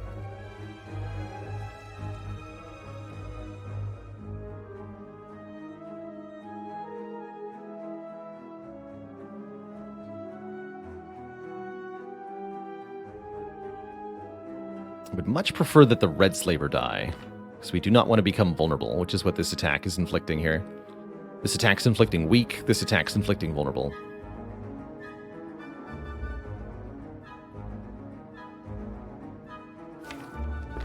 So we could strike, dual cast to kill the Red Slaver.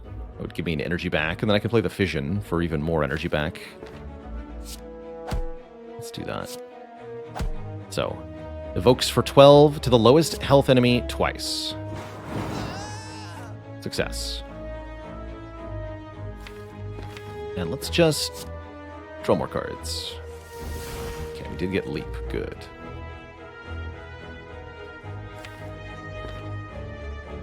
We're gonna rebound, which also gives me a point of strength. Just rebound that Leap, put it on top, keep the hologram in hand, play defend. Okay, I think we made it through this fight without too much difficulty. 20 damage this turn, but Algorithm has us covered. The best card's on the bottom. It's a bit spooky.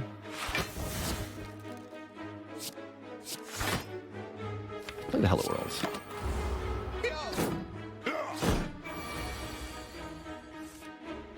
Here we go.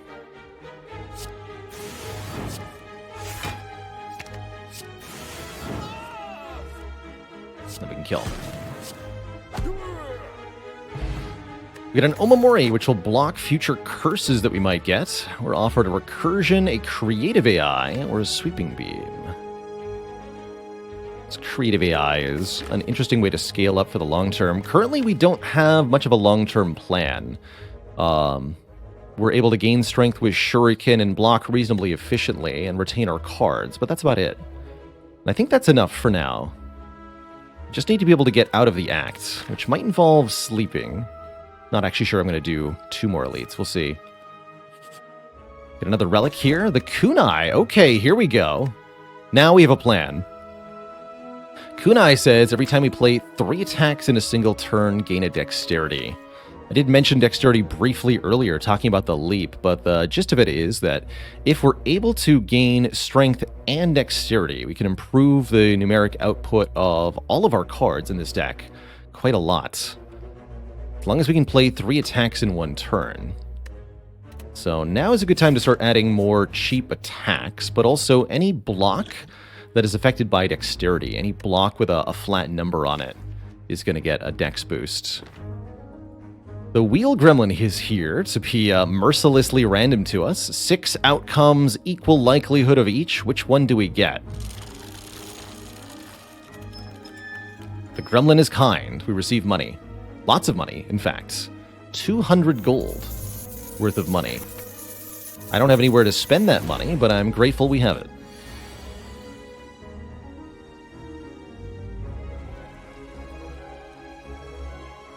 Chosen and the Cultist. Put our hologram back on top. I did that wrong, didn't I? That's fine.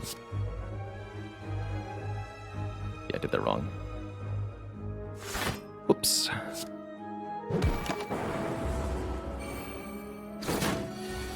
Meant to hologram the defend there, not the rebound, but it worked out. Worked out.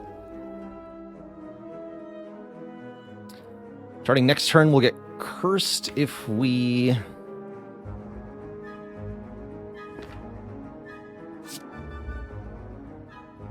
do stuff. So we want to play as many skills as possible this turn, realistically. Let's get back the rebound. Rebound the sweeping beam. Put the beam on top.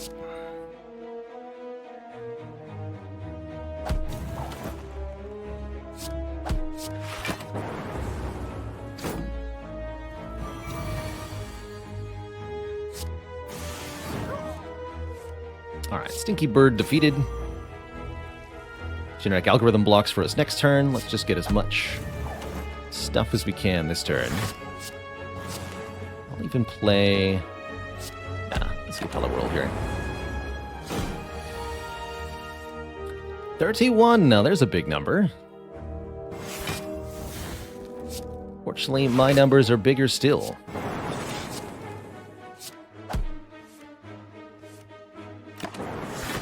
Thanks to the power of the Runic Pyramid, we get to keep all these cards and avoid disaster each turn. Turn 2 Happy Flower again? Let's do it.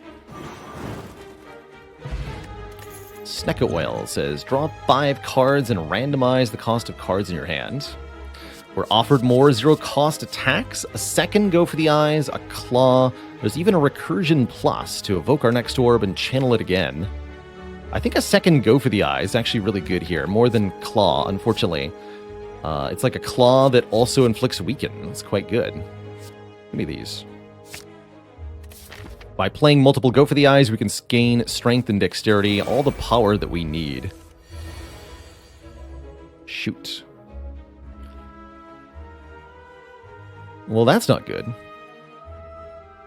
That's a lot of damage headed my way, turn 1.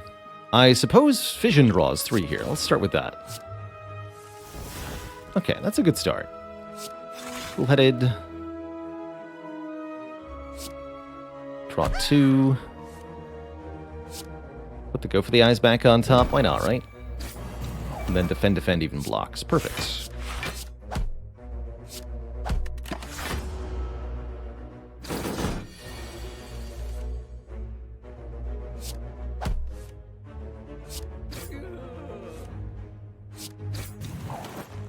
Playing defense to avoid hand clog.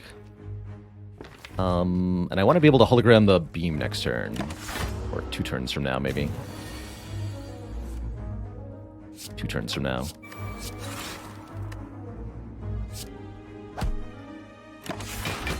So anyway, I started beaming.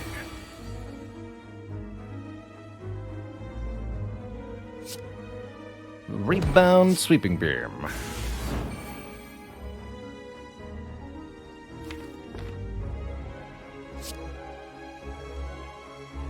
I should have hologrammed it first. That's okay.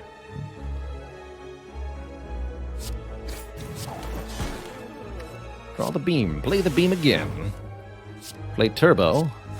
Hologram the sweeping beam. Play the sweeping beam again. See the strength and dexterity go up and up. And this is going to be our way of kind of winning the run now. Gain as much strength and dex. Actually forgot to play the algorithm there. Whoops. As possible. And miracles will happen. Another 0-cost attack with plus extra on it, the beam cell. Think of how many claws we could have had, Twitch chat. Just think.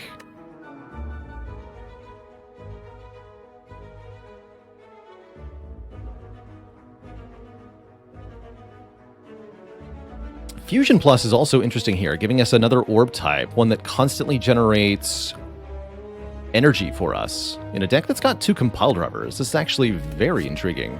I'm going to take that. And we're also going to pick up the Mummified Hand, which will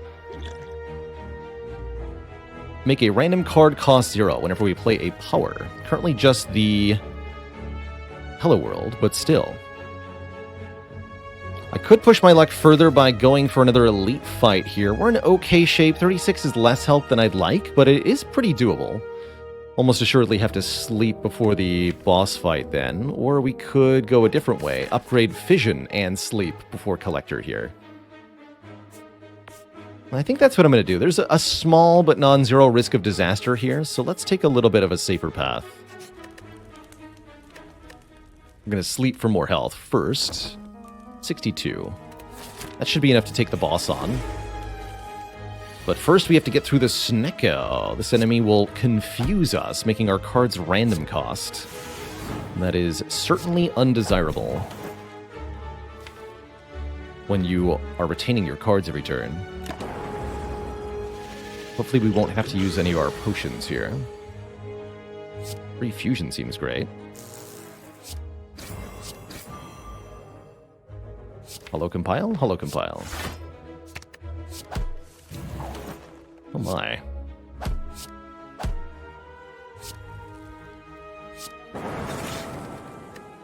And free algorithm, perfect.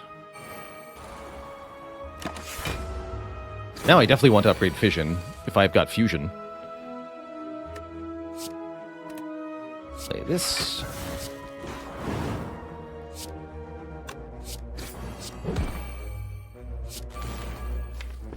Alright, very smooth fight there. Speed Potion gives us 5 dexterity temporarily. We're offered yet another claw.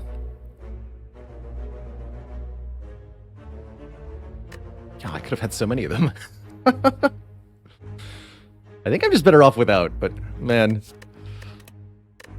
It's funny. It's funny. Do I value the Speed Potion over the Potion of Capacity for 2 more Orb slots? I actually think the Potion of Capacity might be very good against the Collector, to allow us to draw 4 off the compiled rivers. Let's swap out the Cultist Potion. Randomly rerolling the price of cards in my hand is pretty bad with Pyramid. And we want to upgrade Fission. That way it evokes the orbs rather than removing them. This is going to let us get more energy from the Plasma Orb, as well as evoke the Dark Orb for meaningful damage. Alright, the gimmick, or rather the plan in Collector is use the Kunai and the Shuriken as much as we can.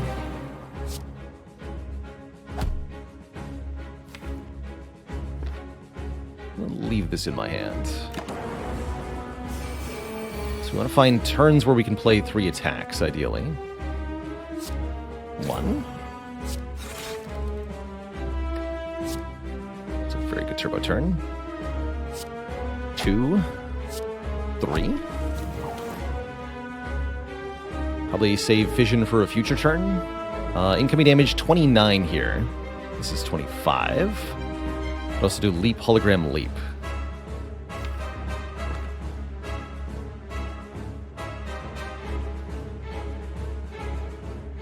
Actually, what about Leap, Defend, Defend? That's 13 plus 12. 25, 27. Take 2. Yeah, I like that. Take 2 damage, get some of the worst cards out of our hand here.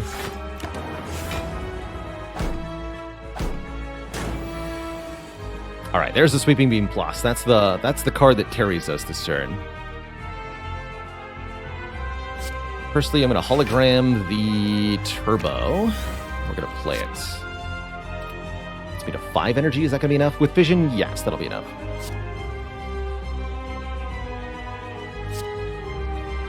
Then we Sweeping Beam.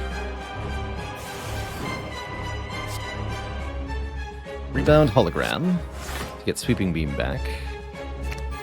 Sweeping Beam again. Hologram the Sweeping Beam.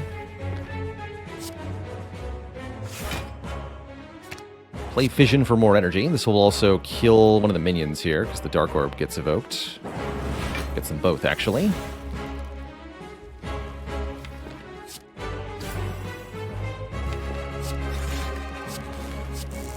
Draw 3. We're at 3 strength and dex. Okay, minions are gone. Collector can now resummon to get more, but probably won't do so for a bit. We should continue to gain strength and dex while harming the Collector here.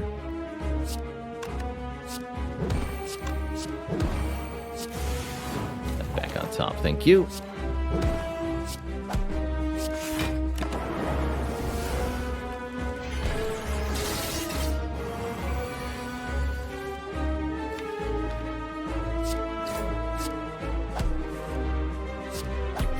Five and 5.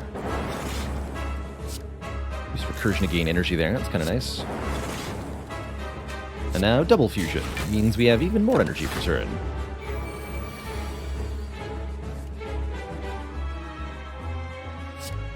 Yeah.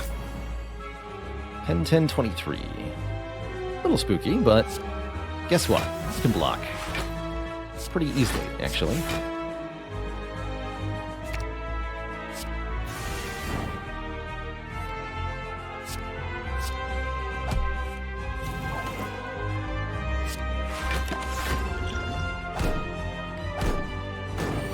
More block than you can shake a stick at.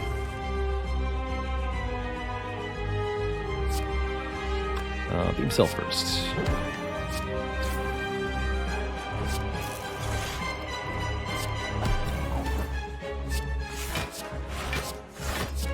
Just look at that block.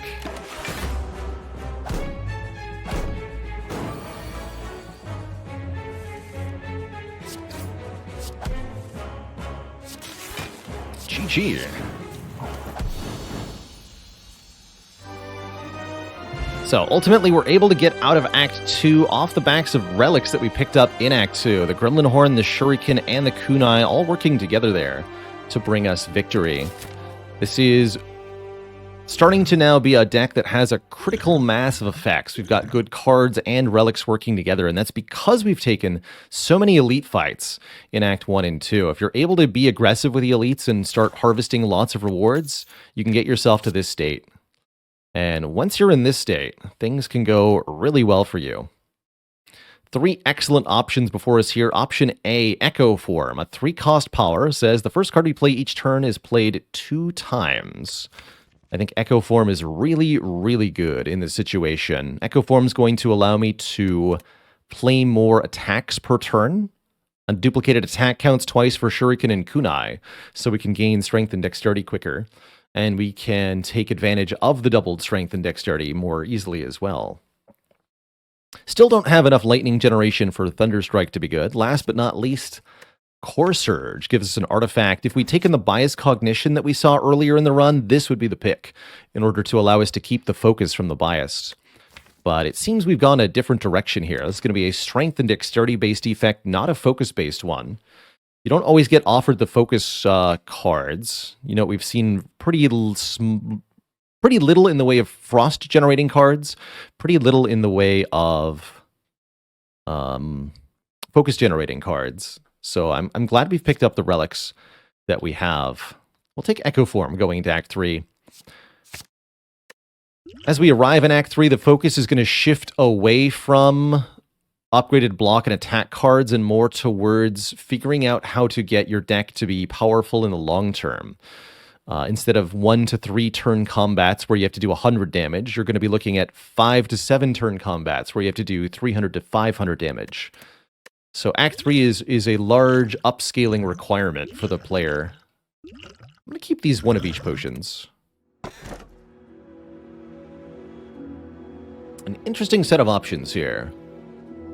Busted Crown, Coffee Dripper, and Snecko Eye are our choices. Busted Crown and Coffee Dripper are 2 more energy relics. Busted Crown gives energy but limits your card options. It's a really serious penalty. Less cards seen means less upgraded cards seen. It means less useful things offered to you in general. The Coffee Dripper prevents us from resting, but gives us additional energy. No resting means we have to ration our hit points carefully, but I think we're in a good position to do so between the Runic Pyramid and our large relic account already. Lastly, the Snecko Eye causes all of our cards to be random cost. We've had a couple moments this run we already talked about why random card cost plus Runic Pyramid retain is bad, but the gist is if your cards cost 3, then you can't really afford to play them, and they get stuck in your hand. It's pretty bad. This deck has a lot of deliberately zero-cost cards, so I think this would be a very bad addition. With that said, we should take either the Coffee Dripper or the Busted Crown. My recommendation is avoid Crown when possible. Seems like a pretty reasonable Coffee Dripper to me. We'll have a lot of health going into next act. And we may be able to find healing as well. Let's do it. I'll take the Coffee Dripper. Any healing relic will mitigate this entirely. There's also the Defect card Self-Repair that works quite well. We still have the Smiling Mask, so I'd still like to go to multiple stores, and that's again my priority here. Multiple shops to remove multiple starter cards. We might even consider getting rid of Holoworld at this point as a card remove. It's been useful in the early game, but less so as we get further and further in here. So remove one card, remove 2 cards, and we could take several additional elites beside. This looks okay. I don't know that we have enough health to do this, but it's otherwise looking good. Although the elites of Act 3 are quite challenging, don't let yourself fear them. You do need to continue to battle elites and gain relics in Act 3 if you want a good chance of tackling the Heart in Act 4. Heart is such a higher level threat than anything prior in the run that you really do need to make sure you're continuing to improve as best you can in the form of, again, card removals, in the form of upgrades, and in the form of adding good cards. So let's first stride into a Darklings fight. These guys are jerks. The Darklings are 3 enemies that all have to die at the same time in order for their fight to end. Tricky jerks, really. Something that I didn't mention we could do with the Echo form is duplicate our genetic algorithm. If genetic algorithm gets played 2 times via the Echo form, then you actually get to keep the increased block 2 times. We'll be looking to do that in some of our fights, but not all of them. Not here, where I would have to take damage, for example. Once the Echo form's in play, the goal is duplicate our best card each turn by playing it first. So carefully looking at the hand, determining what's the best card when doubled, and then play that.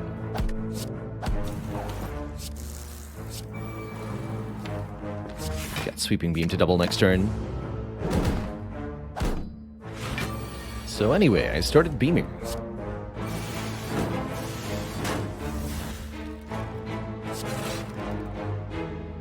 Rebound the Compiler. Thanks.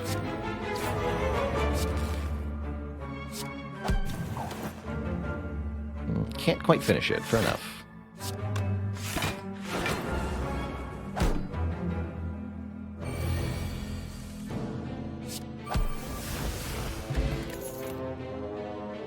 They're all upgraded. So many claws. Hilariously, though, I think the Beam Cell is yet again better than Claw here. It's a 0-cost attack that also inflicts a status, this one vulnerable, to make the physical attacks do way more damage. I think that's going to be very, very useful here to have a copy of, especially upgraded. Second copy of Turbo, not as necessary here. There's that self-repair I asked for. A power that says at the end of combat, heal 7. Perfect way to just stay topped up with the Coffee Dripper. Relic-wise, there's not a lot I see that's particularly useful. Darkstone Periapt gives us max health for curses taken. Ink Bottle gives us a card draw for playing 10 cards. That can be quite useful in any deck that can just play a lot of cards. It's also another counter relic, just like the Happy Flower. If you set this to 9 at the end of a fight, then you'll draw a card the first time you play a card in the next fight. As far as 0-cost attacks go, FTL's okay. Although a bit expensive here. With another shop coming up soon, I don't like a whole lot of what I see. I'm thinking just take the self-repair and remove one of our cards. Nothing too fancy. And I think that card is, yes, going to be the Holoworld at this point. Now that most of the cards in the deck are upgraded, we don't want random cards to be generated anymore. I'm sorry, Holoworld. Your time has come and gone. So no, I'm not going to buy the FTL, although I would pick an FTL from a card reward. Wouldn't recommend it here. When we can spend 150 gold to gain a relic, it's often worth it to do that instead of buying cards.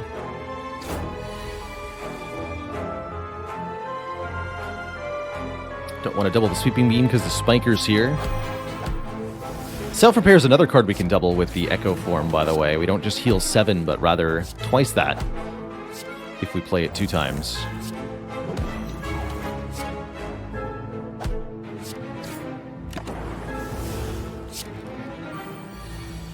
It's a pretty basic fight. These shapes aren't worth too much of a worry here. So not talking too much about how I'm beating them, but it's not hard. And just note that how many cards we're able to play on a given turn at this point. The combination of energy generation from the Plasma Orb, our relics, alongside the card draw from the cards we have, means we can just play a ton of stuff every turn. So I said I'd take an FTL, but Skim for draw 3 might be better here.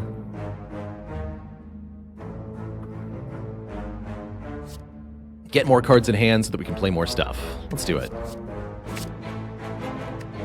And Energy Potion versus these 3. I like these other stuffs more.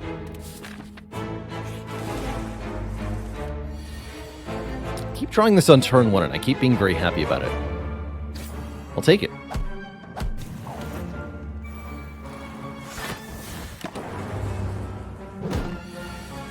This enemy will on turn 2 or 3 give us a break.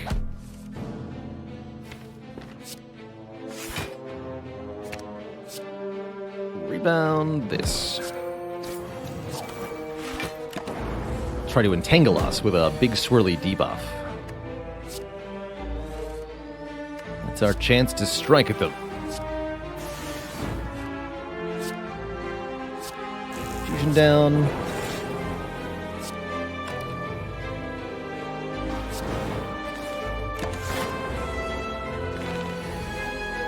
Alright, best card to double on this turn. Probably Defend. Seems kind of basic. So we go Beam Cell, go for the eyes, go for the eyes. Draw 3. Draw 3 more. We have 9 energy, by the way. We're just playing cards like it ain't no thing. An Algorithm Plus. Honestly, a second Sweeping Beam is really nice. Sweeping Beam is one of the better cards in this deck. Hits all foes. Scales well with our strength and draws 1. I like it quite a bit. Second Algorithm could be, if we use the Echo form on it, we can get this to increase by 6 per combat. So though it's only 1 block now, it could be 7, 13, 19, 25, 31, 40 block by the end of the act. That's pretty good. I'll take the beam, though. And I'll keep the current potions. Alright, still got a Spiker here. Oof. Draw me some more cards.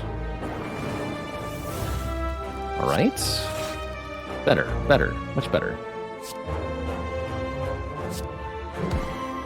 Okay, you died a Sweeping Beam. Let's make sure we have enough block to counter the Spiker then.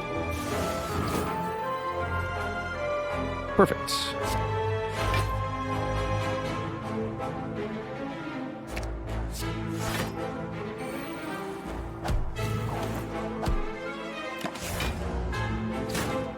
Now we can double the self-repair if we need to, although we're at full health, so there's of course no need.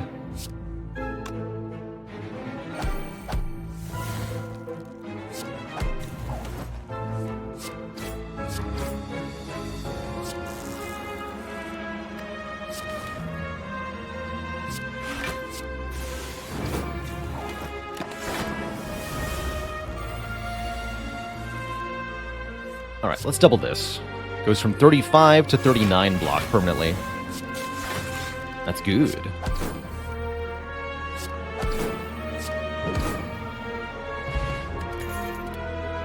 We're offered another Hologram. Hologram is another very good card with the Kunai and Shuriken, letting us get back a 0-cost attack or an energy-generating card or whatever else it is that we need. Hologram's exceptional here. Should have maybe talked about the other ones, but when in doubt, take the upgraded card. It's pretty good practice. Nemesis here is an enemy that's going to be intangible every other turn. They've got a relatively low health total, but this enemy is checking our deck's consistency. Nemesis is really testing your ability to consistently get good cards into your hand, whether it be block or attack. You're going to need a specific one each turn with Nemesis. Thankfully, with the Runic Pyramid, we get to keep our cards in hand every turn, and so there's really no downside for us. We just get to stomp on Nemesis and block every time. We almost killed it on turn 1 with its such low health. Maybe we'll get a turn 3 kill here. Can I do 50 damage? 2 strength. Start with turbo. And I'll put the Compod River back on top. Looking like a yes so far. That dual cast deals 16 strike kills. We played our algorithm already. So that was a good fight. We get a Centennial puzzle. This will draw us cards the first time we lose health. Very useful in the early heart fight, especially. And I really like Reinforced Body, an X-cost block. It says gain 9 block, which is then improved by your dexterity. 9 plus your dexterity block, X times. The more dexterity we have and the more energy we have, the better this becomes, and we're getting both of those in this deck. Electro, meanwhile, it would be a really good card in a deck that was a bit more orb-focused. If you were picking up defrags and capacitors and such, this would be a great pick. Goes with a mummified hand, too. And lets us hit multi-foes with our lightning orbs, but I think the double sweeping beams are actually going to pull that work in this deck, so we can take the Reinforced Body. Got lots of money for the shop, so we get another good variety of options here. Some amazing stuff. Apotheosis would upgrade everything in the deck, which can be quite useful. Gets all the basics upgraded. Most of the important cards in this deck are already upgraded, so I don't put a lot of value in Apotheosis, but it's an option. Dolly's Mirror here lets us duplicate a card in the deck. We can make a copy of any card, including the Genetic Algorithm, which is at 38 block. We could make a copy of the Fission, or we can make a copy of the Echo form. And that is particularly powerful. It's probably going to be what I do here, is make a copy of Echo form. 2 Echo forms means that not only are we more likely to get the first Echo form in play earlier, but you can use 1 Echo form to duplicate the other. And that results in some hot nonsense, let me tell you. Let's start with a basic removal. Get rid of 1 defend. We actually got so many good blocks in this deck now. I wonder if we ever remove dual cast. I don't think so. And I'm going to add another copy of Echo form. 2 Echo forms is amazing late game scaling, especially with the Kunai Shuriken. And I think I saved the rest of this cash for the second shop. Oh wait, this is the second shop. Never mind. I could buy healing, or I could change a potion out. Power potion's nice for the late game too. There is 1 more shop guaranteed coming up in Act 4. But I might have a bit more money than I need. I'd buy the Eternal Feather here if we hadn't already purchased the Self-Repair. But since we have the Self-Repair, we can stay at full health already. I think I'm going to skip these. All the stuff in this shop. Some of this could be useful, like Sunder or Panic Button. But I'm just going to hold on to the cash. And let's go on a rampage, fight 3 more elites here. Transient's a tricky foe. This is essentially a how quickly can you output numbers check. This opponent deals 40, then 50, then 60, then 70, then 80 damage. You can kill them, but they have 1,000 health, which makes defeating this foe with damage almost impossible. Instead, what you need to do is a combination of block and damage, since every time they take damage, they reduce their own. So as long as you can output some combined amount of block and damage that's acceptable, you could do well in this fight.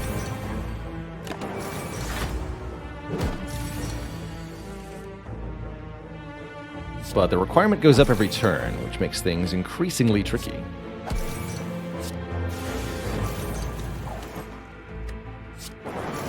Brings him to 5. 2 and 3 is 5, so we'll take 0. Actually, and this will evoke for 12, so I'll take 0. I want more energy next turn, so I'm going to play the fusion here. And we always have Algorithm in our hand if we need it to help out here. There's our Echo form.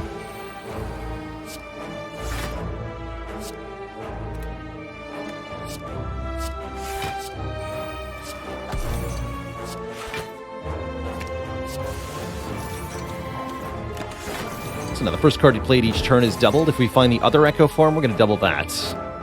Because when you Echo an Echo form, you get 2 more stacks, ending up with 3 stacks of Echo form. Now the first 3 cards we play each turn get played twice, and that includes this turn. So the next 2 cards I play this turn get played twice.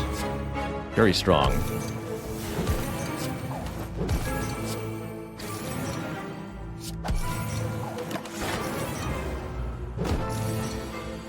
And that really lets us abuse the Shuriken and Kunai if I'm playing double Beam Cell, double Sweeping Beam, double Dual Cast. Just get a lot of stuff done. It's good.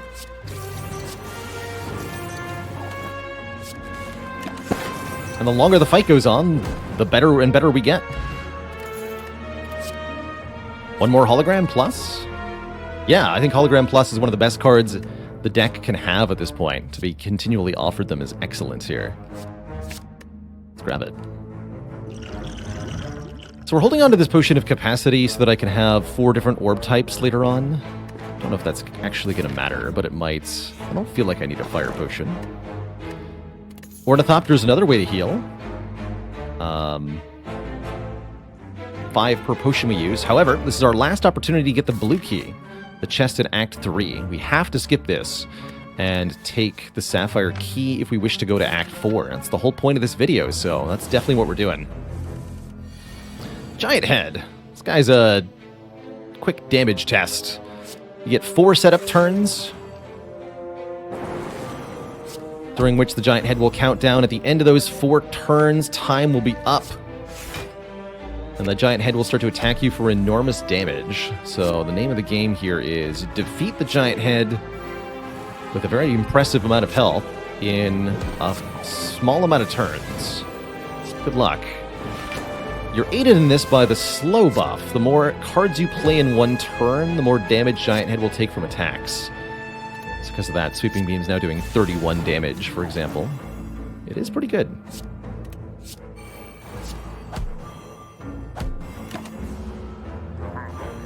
Alright, that was our turn 1. Now for turn 2.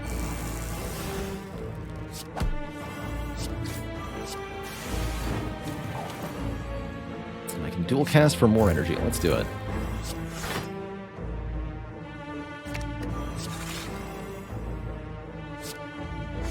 More energy. And play the Go for the Eyes just to make room in hand.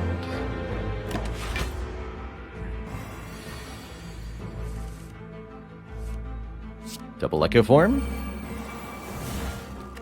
Double Strike. Double Zap.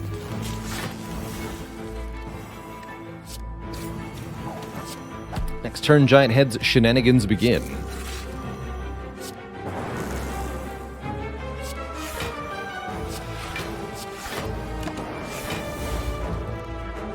Fortunately, we can double our algorithm and such. Double Sweeping Beam. Double Rebounds.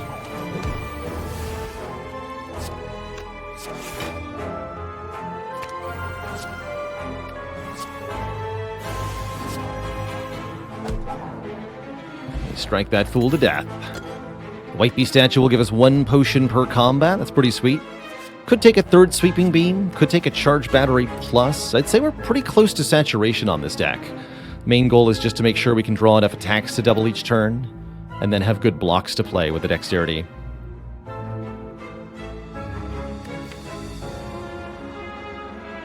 The card recycle could create an infinite combo from here. That would be another way to scale this. Yes.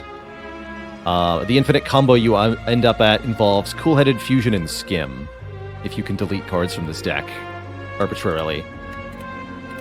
Be something to mention if we... something to talk about a little bit more if we do actually see a recycle. Recycle is one of the best card manipulation cards the Defect has. Being able to exhaust a card and therefore never draw it again is very, very valuable. Draw 3 more.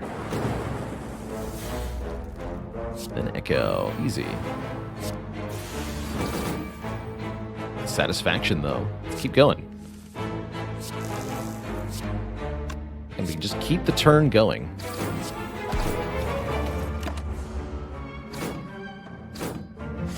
Being able to activate these relics more than once per turn is particularly good.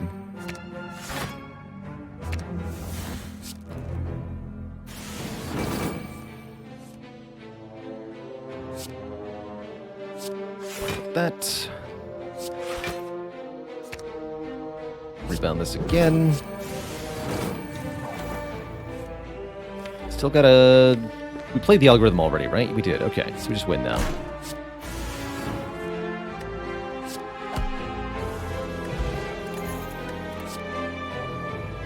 Steam Barrier works with Kunai, but adding more cards is unnecessary at this point. I think I like a Dexterity Potion over a Speed Potion. This is 2 permanent Dexterity rather than 5 Dexterity for 1 turn. With an artifact, we could make the 5 Dexterity permanent, but we don't have an artifact available to us. We don't see one coming our way anytime soon, so... I'm not going to bother. Reptomancer here is one of the scariest elites in the act. She starts with 2 daggers summoned and then summons another one on turn 1. Fortunately, those daggers are minion enemies. So with the Gremlin Horn, we can get a lot of stuff done.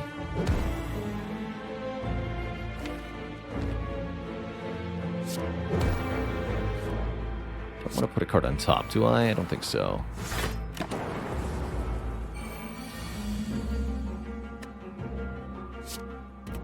I'll double this. And then we'll slap the Repto. Easy. Vision generates 5 energy with one of the orbs being a Plasma Orb. You can keep striking her in the face a bunch. A whole bunch. Excellent. Give me the Sweeping Weave back, give me the Fusion back. And make this leave my hands.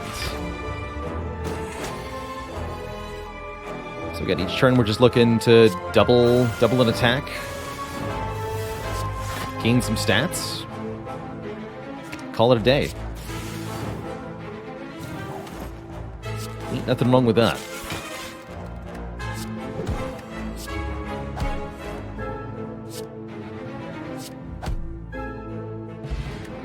Get the Ancient Tea set for more energy on turn 1 after leaving a rest site. That's fine. More cards that we've already got copies of. Again, not a huge need to add more. We could go for a second Beam Cell Plus. Do we need to? No. Am I going to? I think so, actually. Yeah, I'll take one more. A couple enemies in the late game have Artifact, which means they won't be affected by debuffs the first few times we apply them.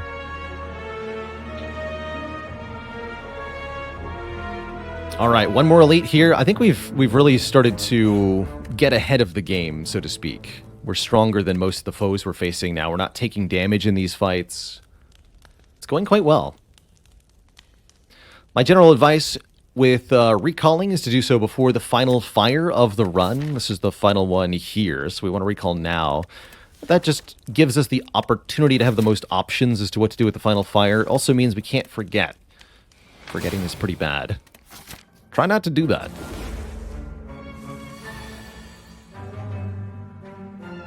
Try not to do that. All right, Nemesis again. Once again, the Runic Pyramids retain, making this pretty easy on us. We'll just go for the eyes, leap. Hologram. Keep the leap in hand so we have more block options next turn. Seems easy enough. damage here to dupe the algorithm. We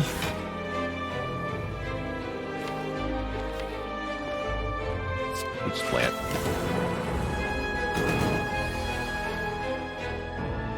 And then this turn is a little challenging. But we can actually easily block by simply duplicating the reinforced body. Means we won't do any damage to Nemesis on this turn, but we can buy time. Bide our time, in fact. Double leap here, set up a dual-casted Dark Orb next turn. Give me the... I guess the go for the eyes. No, just too weak that way. Alright, Fool. Get dual casted.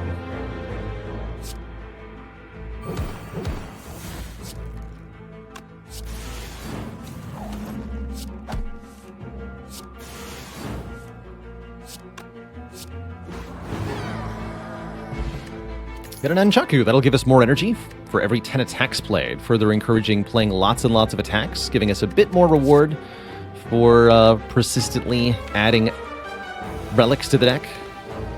Offered a Sunder Plus, which can reward energy back for killing an enemy. Not too useful here, although it is a good Echo Form target. If we needed a big damaging attack, this would actually be okay. But I think it's a bit redundant here. I think the Gambler's Brew is better than a Swift Potion when you've got a Runic Pyramid, letting us discard whatever we've got in hand for a card draw. This is just unconditional draw 3. Gambler's Brew works if your hand is clogged, Swift Potion does not. Alright, what should we upgrade? I think Skim for one more card drawn is reasonable. With Runic Pyramid, you can also consider upgrading an Echo Form here, so that it doesn't have the Ethereal keyword. That means if I choose not to play it when we draw it, it stays in the hand. That has some utility. I think dual cast being free is also useful. Let's upgrade the Skim first. Unfortunate that Omamori hasn't done much. We're finally at the end of Act 3 here, facing our Act 3 boss, the Time Eater. Time Eater is a boss that punishes you for playing too many cards, which can be quite tricky here. Very important to notice Time Eater's Time Warp ability. Whenever you play 12 cards, Time Eater ends your turn. Very, very, very rude. So carefully counting your cards is absolutely required in this fight. Against this boss, we should be able to outpace the snail's scaling with the Kunai and Shuriken. As long as we play our attacks in sets of 3s, our stats will continue to go up over the course of this fight. And that is going to be a net advantage to us, big time.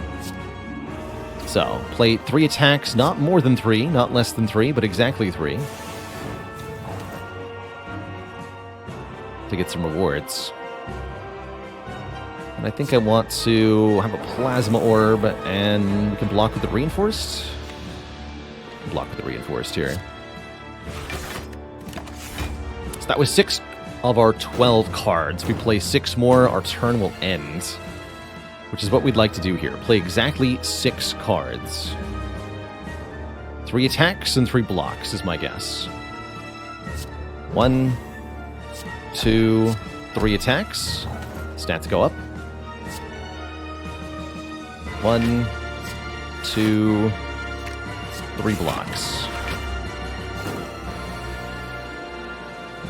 And again, that's kind of the pattern then. Attack, attack, attack. Alright, here's Echo Form that we can't play. I don't need both Echo Forms for this fight, just one will do.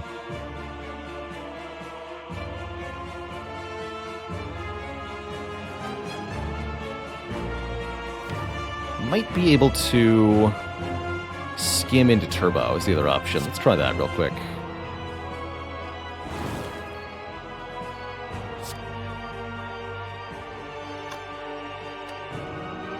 Also get energy if I play an attack because of the Nunchaku.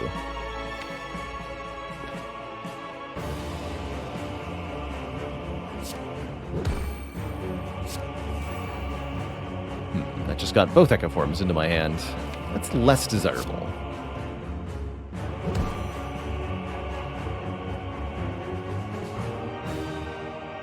We don't really need either of them, although I would like one of them. So here's where I could consider using a potion to change my fate. Or we can just rely on the top deck of the Sweeping Beam. If I draw either Turbo or Fission, we can do stuff.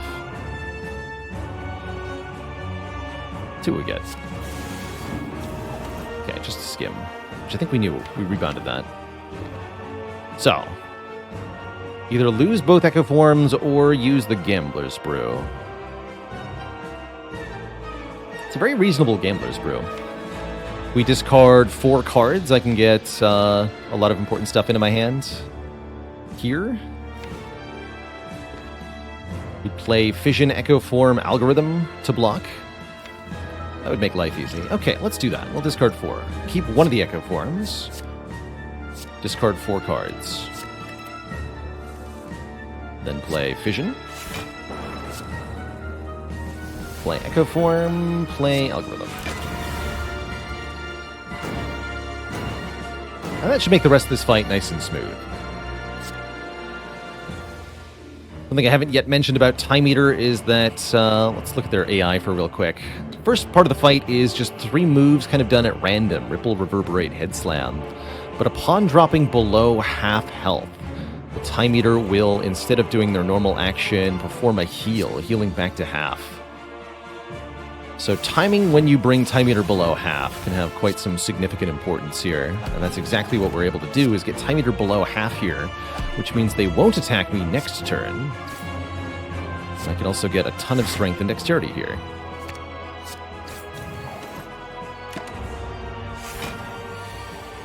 So normally they would have attacked on this turn, but because of what I did, now they won't. I can instead just focus on continuing to build stats here. Stats. They remove all debuffs and heal themselves back to half in so doing, but it's not gonna undo the stat gain.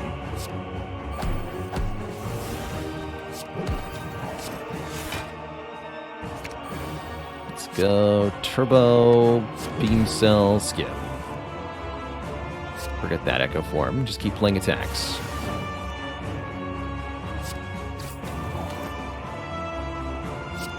More cards. 1, 2, 3. We're attacked for 24 by 3, but reinforced body blocks for 18 apiece. Easy. Easy peasy.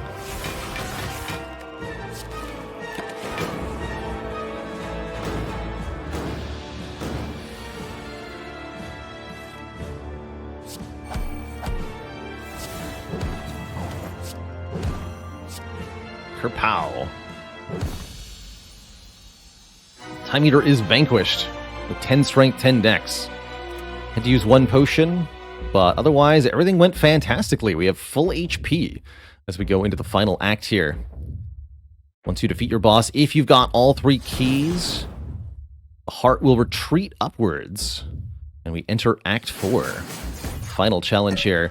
Act 4 is very, very difficult for the Defect in particular. Here in Act 4, you get first a rest site, then a shop, then a superpowered elite battle against a special pair of opponents, the Shield and Spear. More on that in a second. Shield and Spear are one of the most difficult encounters for the Defect. It's very threatening combat where you're put under a lot of damage pressure very quickly. Gonna get dual cast as our last upgrade. So, in the final store here, we have a few options that are kind of interesting. Hyper Beam is a focus loss attack. Could be a good way to deal damage to multiple foes. Defragment for a last chance at focus. Whetstone would upgrade 2 random attacks. That's okay. Pair gives us 10 maximum health. That's okay. Medical Kit gives us the ability to play status cards to get rid of them. That's kind of useful. Status cards will be added to our deck in both of the remaining combats, so the Medical Kit could let those be less of a burden, especially against the heart. The Medical Kit will be quite good. It's not amazing. You still, as the biggest penalty of these statuses is not negated, which is the first draw of them. But it's not too bad.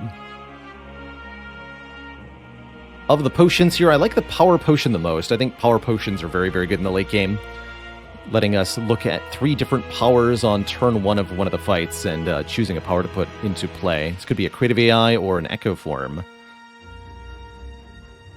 Medical Kit is indeed quite good with the Runic Pyramid, allowing Hand Clog to be avoided a bit more. I think we'll remove a strike from the deck.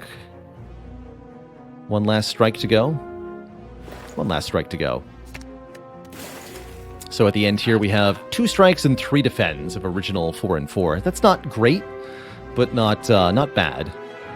Removing half is a pretty good thing to do. And the fact that we have the Runic Pyramid means the remaining ones won't be too bad. I will take that Medical Kit. I will take the Power Potion. Do I want anything else here? Aggregate could be a way to generate a large amount of energy, which could be quite useful.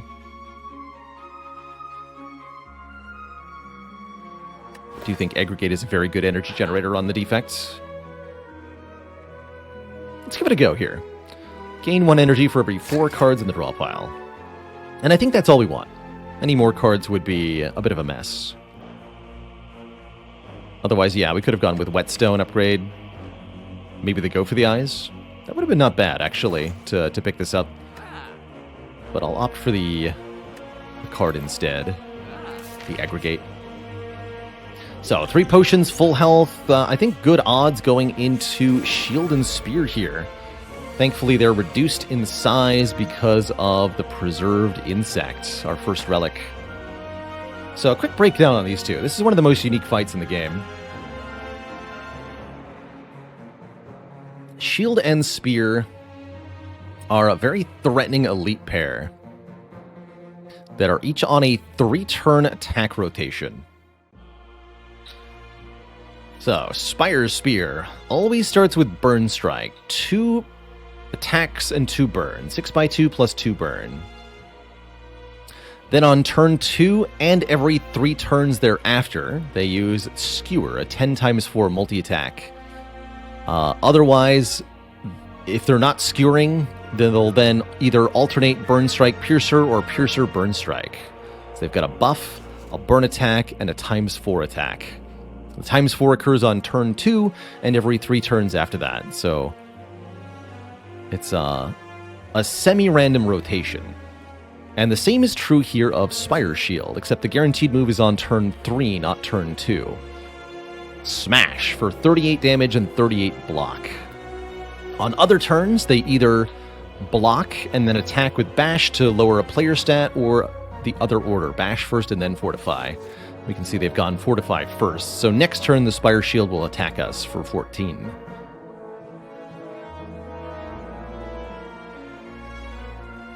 The turn 2, as an additional complication, you're surrounded in this fight. 1 enemy is in front of you and 1 enemy is behind you. And the enemy that you most recently targeted is the one that you're facing. Enemy that you're not facing deals bonus damage to you. So you have to deal with extra damage if you're unable to control your facing.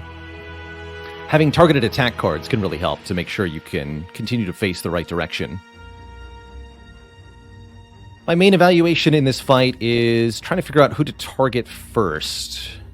The primary goal of this fight for me is to either prevent the big attack of the spear on turn 2 or the big attack of the shield on turn 3. So can I kill the spear in 2 turns, or can I kill the shield in 3 turns?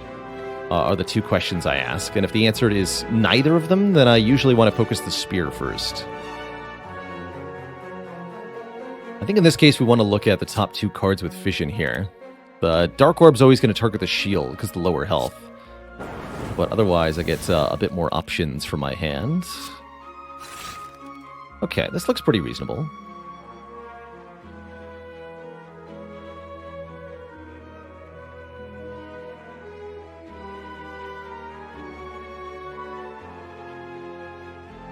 I'm thinking that if we focus on the shield first, we can kill it before it gets to take any major action here. And that leaves us only having to deal with the spear's attack next turn. I don't think we can kill the spear by turn 2. So let's focus shield first. The shield has the lower health. and we have one extra turn to finish them, essentially. So I'm going to use my 2 beam cells to apply Vulnerable here. And then begin to draw and deal damage with these beams. 15. 15. We get an Echo Form. Nice. Can use the Go for the Eyes to turn back around, which we probably should. We can use the other one to weaken the Spear next turn. That would mean we're taking 6 by 2 damage. We're blocking for 6 plus 2, 8. Take 4. That's actually a good thing, to take a little bit of damage here rather than trying to fully prevent the damage because of the Centennial Puzzle. However, we should also use 1 potion this fight, because we have the White Beast statue. So what if we do this? Dexterity Potion, Go for the Eyes, block 9, take only 1 damage, and get the 3 draw off the Centennial Puzzle. Remember that we do have Echo Form in play, so our first card this turn is going to get doubled. The total amount of damage headed our way is nasty, yes. But we can simplify this a lot if we can kill this shield here, which I think we can do. Duplicate Rebound will do 16 plus 16, then I can hologram the Sweeping Beam. Let's do that. I think we're just barely there. On higher Ascension levels, those 2 burns would have gone directly on top of the deck, where the medical kit would have been a lot more relevant. Thankfully, this Ascension level means it won't happen.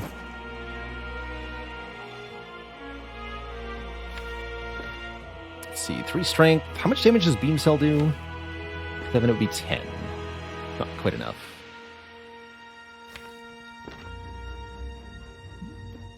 I can double hollow, though, right? Yeah, this works. You also get 1 energy and 1 card draw when the shield dies, because of the Gremlin Horn, which I'll use to play Fusion. That's a great turn, then. We completely blocked this hit.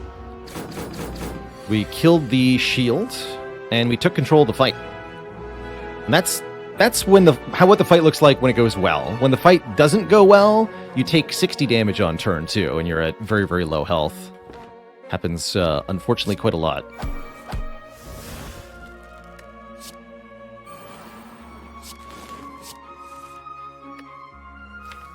Aggregate at the bottom there. Let's just get our self-repair in play and make sure we also double the algorithm, I guess.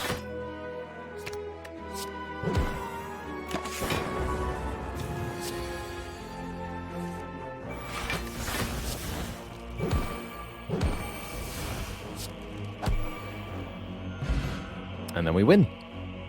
Get a bag of marbles, allowing us to apply Vuln to the heart on turn 1. Not a particularly big deal. Another capacity potion for 2 more orb slots, and hilariously, we're offered a reprogram, which allows us to lose focus to gain more strength and more dexterity.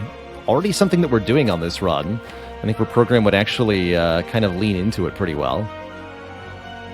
This is definitely a card you can build around as the defects, although many defects will go positive focus. Sometimes you can go negative. And I think this run is pretty well set up to do that. We don't get a whole lot of value out of our orbs, although I am going to have a bunch of orb slots in the final fight here. I think we should do it. I think this will be quite good, giving us even more strength and dex, such that our holograms are full blocking the heart on their own, practically. Let's do it. Alright, as we go into the heart, I think we have very good odds. We're quite well set up here initially. The heart itself is, of course, an enormously challenging opponent. Very, very, very difficult here. Let's take a look at the AI real quick for the Corrupt Heart and talk about this for a second. Corrupt Heart always starts with Debilitate. Makes you have every status effect, vulnerable, weak, and frail, and adds 1 of each status card. Void, Slimed, Dazed, Burn, Wound. 5 statuses. It's a completely unfair move, quite frankly. And it's followed up with 2 very high damage attacks, 2 by 15 and 45, which with vulnerable is actually 3 by 15 and 67. And because you're frail and produce reduced block, you need to block for 100 to actually fully negate that hit, accounting for the penalties. If you can prevent the penalties, that will go a long way towards making this fight a lot more manageable. So one of the things that you can do to prepare for this fight is gain Artifact, or otherwise block these debuffs on turn 1. An Ancient Potion, a Core Surge, the Clockwork Souvenir that we saw earlier this run, these would all be good ways to mitigate this initial damage.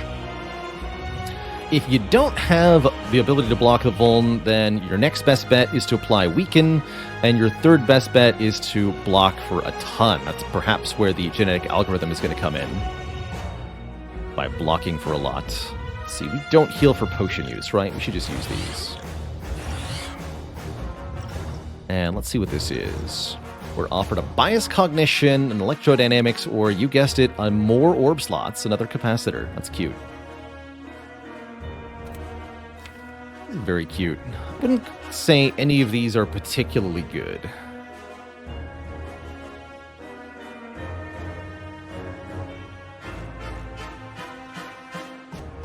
I'm not sure what I'm going to do with 9 Orb slots, but we could do 9 Orb slots. Other option is just take the Electrodynamics and do a little bit more damage here in the early part of the fight. I don't think the Bias Cog is very good. We're probably going to go negative focus with the reprogram anyway. I guess it could be a short-term boost just to this Frost Orb. I think I'll take the Capacitor.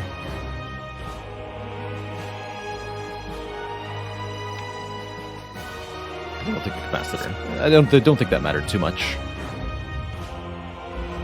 There's an additional complication with the Heart. Every time we play a card, we take 1 damage. That's actually good in this case, because I want to draw cards off the Centennial puzzle, but after the initial, it's kind of a bit awkward.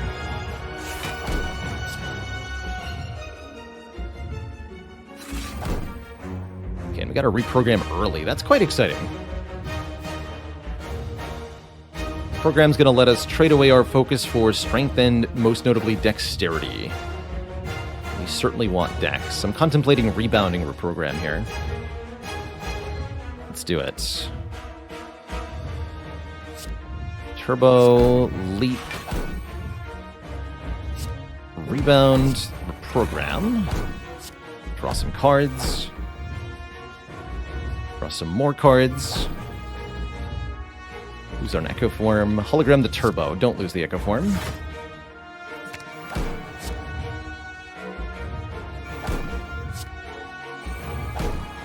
Play this 2, play this for strength. Okay, not bad. We got 3 strength, 3 dexterity on turn 1. We have Go for the Eyes in hand so that we can weaken the Heart for next turn. And we have an Echo Form in play. I wouldn't call this ideal, but it is pretty good.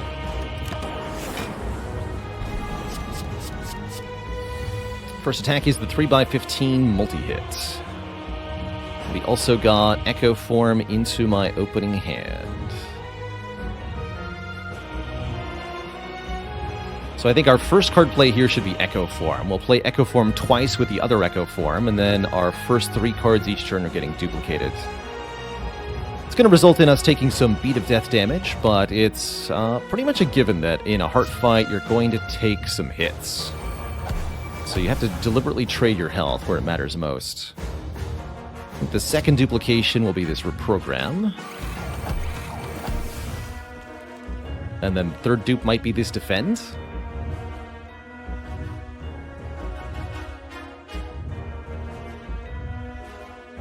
Then lastly, I'll play Beam Cell, Go for the Eyes, gain Strength, Dex, lower the Heart's attack for the next 2 turns. Yeah. And we'll play the Burn to get rid of that. So as follows here. That means we take 30 minus 12, 18 damage. That's not too bad. I could even play this for a bit more block. Take 10? That's definitely not bad. Keep the Sweeping Beam for next turn. This is the trickiest turn of the Heart, usually. Singular big attack. Definitely looking like we didn't draw exceptionally well here. Still, there's some hot shenanigans we can do. Thanks to the power of Echo Form, our first 3 cards are doubled. If I double Hologram, I'm allowed to fetch 2 cards to the discard pile, which can be, Hologram and a different card. Let's fetch the other Hologram. Then I can dupe Hologram again, getting back... Let's go with Turbo Hologram this time. And one more time, getting back Skim Hologram.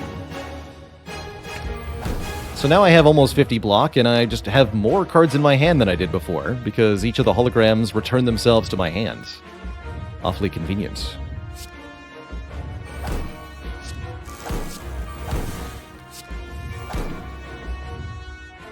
And here's Fission to do some extra hot nonsense. Alright, I'm in. I'll draw a million cards. Let's do it. So what are we hologramming here? Hologram the Fission. Before I play... hologram Fusion before I Fission. Gain a ton of energy. We go up to 10 energy here. And the shenanigans continue.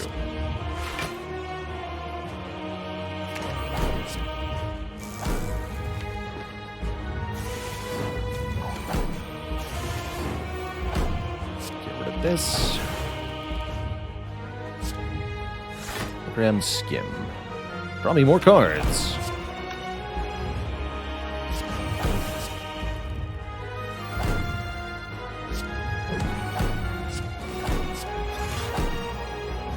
And I can just kind of keep the turn going.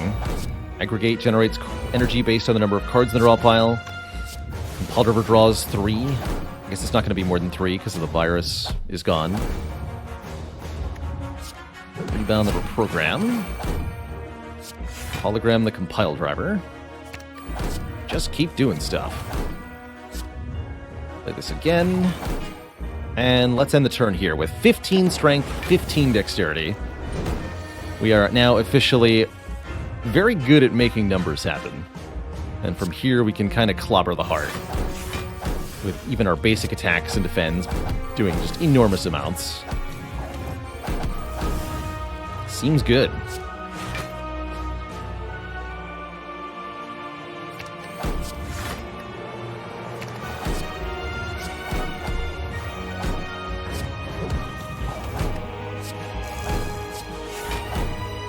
Beautiful.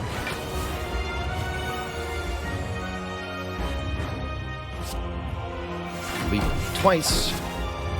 Double go for the eyes, we'll remove both layers of artifact. Double go for the eyes again, we'll remove a lot of damage. And we have thoroughly outscaled this thing.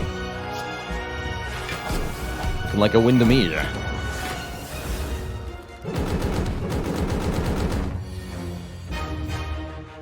1919, dang.